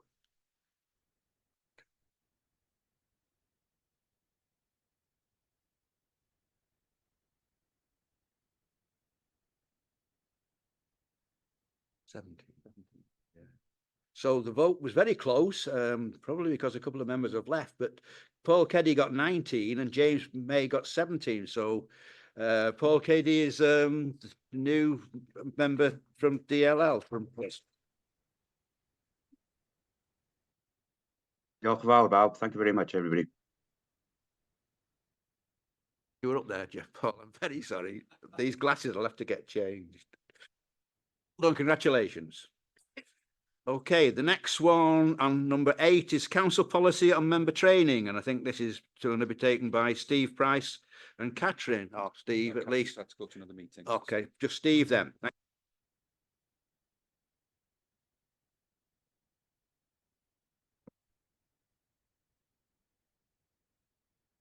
The purpose of today's report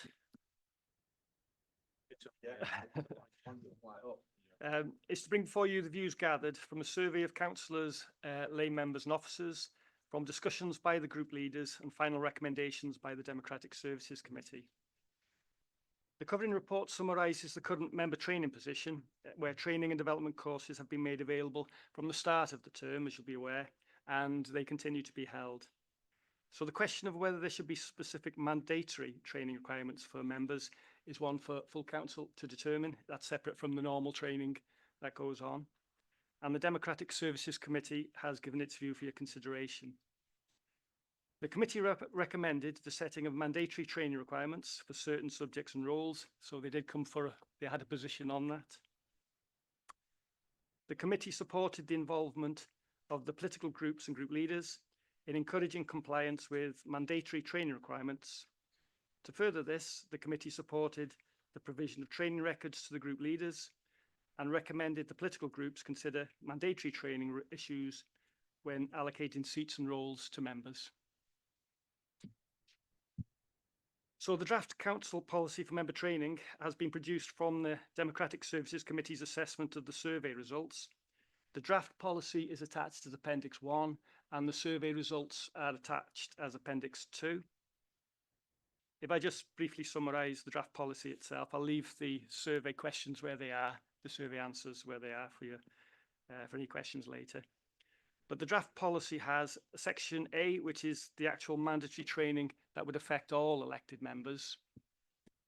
Section B is the mandatory training for specific elected and lay members, and I've noted on the title it says just elected members, but there is a bit for the audit committee members as well. And Section C refers to the monitoring and compliance arrangements that would support the policy. So Section C states the importance of individual member responsibility for ensuring mandatory training requirements are fulfilled, and that would be with the support of suitable training, which would need to be held at appropriate intervals and frequencies. So there's suggested wording about how that would be viewed. Section C contains the roles for the group leaders, which actually links in with their existing statutory roles. Group leaders have a statutory duty, fairly new, but existing, which relates to promoting and maintaining high standards of conduct by members of their groups. And this includes the undertaking of certain training courses. Section C also contains the proposed remit for the Standards Committee, which is an existing remit largely, who also report annually to full council. So you could see how, when looking to maintain any policy that you agree, if you do agree it today, how it could actually have some measure of force behind the policy. Section C also calls on the groups themselves to have regards with any instances of non-compliance with the council's policy. So again, if passed today, that is, when considering the allocation of votes to their members. So that's also included in that appendix. The report's recommendation, Chair, is to adopt with any appropriate amendments the member training policy shown in Appendix 1. Thank you, Steve. Any comments from the floor? No. Do we have to have a seconder for that proposal? Well, for the Steve can. Oh, Steve, sorry, you can. You need a proposer. Yeah, Steve can propose it. Yeah, to propose then, No. Could I just make one little comment? Are there any cost implications? I know you say you're going to try and use people from the departments, but I know, the departments, some of them are quite stretched anyway, particularly planning and licensing, which we've heard about today. What sort of cost implications might there be if we have to go outside for training? Yes, cost is traditionally and true today. Most of the training costs are absorbed by day-to-day budgets, so officers spending their time putting together courses. That happens in my team, it happens in most teams. I think planning are a good example of that. The planning department probably maintain the most rigorous of the training regimes that members do, and that have historically been mandatory, and they largely do it from their own time. There is a cost to that, but that is how it's done, and that's how largely it is done elsewhere. Occasionally, we find that there is a need for external facilitators. Often that's free, with the WLGA particularly being able to come forward. Once in a while, we do need someone who does charge. There is a small budget, which is corporately funded, and which we usually underspend on. So that often goes back in the pot. So we're very careful. But it is true that any member training, particularly as everybody is busy, and they are, is one of those things which we just have to do. But mostly it's within existing budgets. Okay, Bobby. Yeah. Thank you. Thank you, Steve. Okay, then, so the recommendation is the council adopts with any appropriate amendments the draft council policy on member training attached as appendix 1 to this report. So we have a proposer for that, please. Julie, seconder. Mark Young. All in favour? I think a show of hands should be fine. Yep, unanimous again. Okay.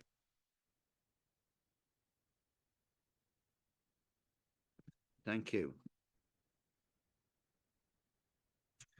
Okay.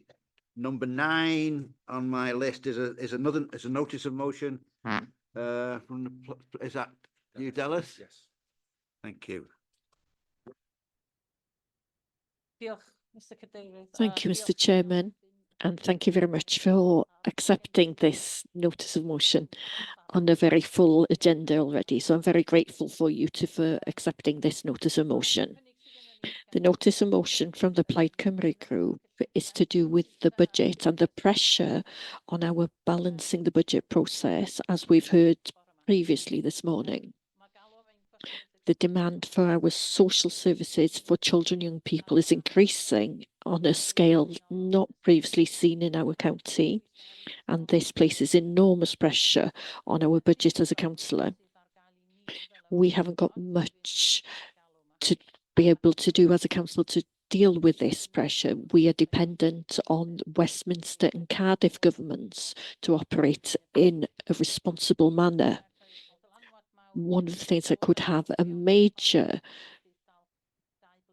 influence is to get rid of the 2-child benefit cap, which as a policy could mean £235,000 of additional child tax credit when there is a third or subsequent child born after April 2017, in comparison to families with children born before then.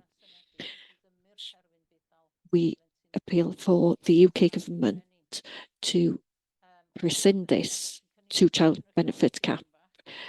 Only Liz Saville-Roberts voted for this amendment in Westminster, with the other MPs voting against. So, as a member of the Plaid Cymru group, I appeal to all of the councillors here for us to all to come together as councillors to write to the members of Parliament and to encourage them to rethink their decision with regards to supporting getting rid of the 2-child benefit cap, so to help the most vulnerable families in our society and to reduce the pressure on local social services. Thank you very much, Gwen. Seconder, please. I'm very, very sorry. Julie? Yeah, thank you, dear Chair. Okay, I'm speaking on behalf of the Labour group here, so I'd like to take the opportunity to second the motion and to thank Plaid colleagues for putting this motion forward to full council. We do agree with the need to address the pressure that children's and youth services are under in Denbighshire County Council, and recognise that many of the issues dealt with by the service and across many of our other services are as a result of low incomes and levels of deprivation. Not just in Denbighshire and not just in Wales, the number of children in poverty across the UK has risen by 700,000 over the last 14 years. The Welsh Government launched its own child poverty strategy in January this year. Also, tackling child poverty is central to the aims of the new UK government, with a child poverty task force set up to work cross-governments to address the causes of poverty. We are all aware the UK finances, government finances, we've mentioned this morning, and they have been left in an awful situation. As we know from the financial challenges that we continue to grapple with in local governments and in Denbighshire, what a government would like to do and what it can do not necessarily align. We wholeheartedly agree to write to MPs on this important issue. However, we do need to keep this important fact very much in mind. Thank you. Thank you, Julie. Any other on that matter? Rhys. Thank you very much, Chair, and congratulations to the new Vice Chair also. I'm very grateful to hear that our colleagues in the Labour group are supportive of this notice of motion put before the Council today. It's very heartening that you see things in the same way. As the Cabinet member with responsibility for communities, we have got to remember that there are some areas of our county which suffer from the highest multiple deprivation in Wales. Some of our areas suffer are there amongst the highest in Wales. So this deprivation is very deeply rooted in our communities, and that means that a great number of children do live in poverty in our county, based on the government definition of poverty. Since 2017, the restrictions on universal credit and tax credits for the third child, that has made that poverty even worse for families. And in conclusion, just one or two things.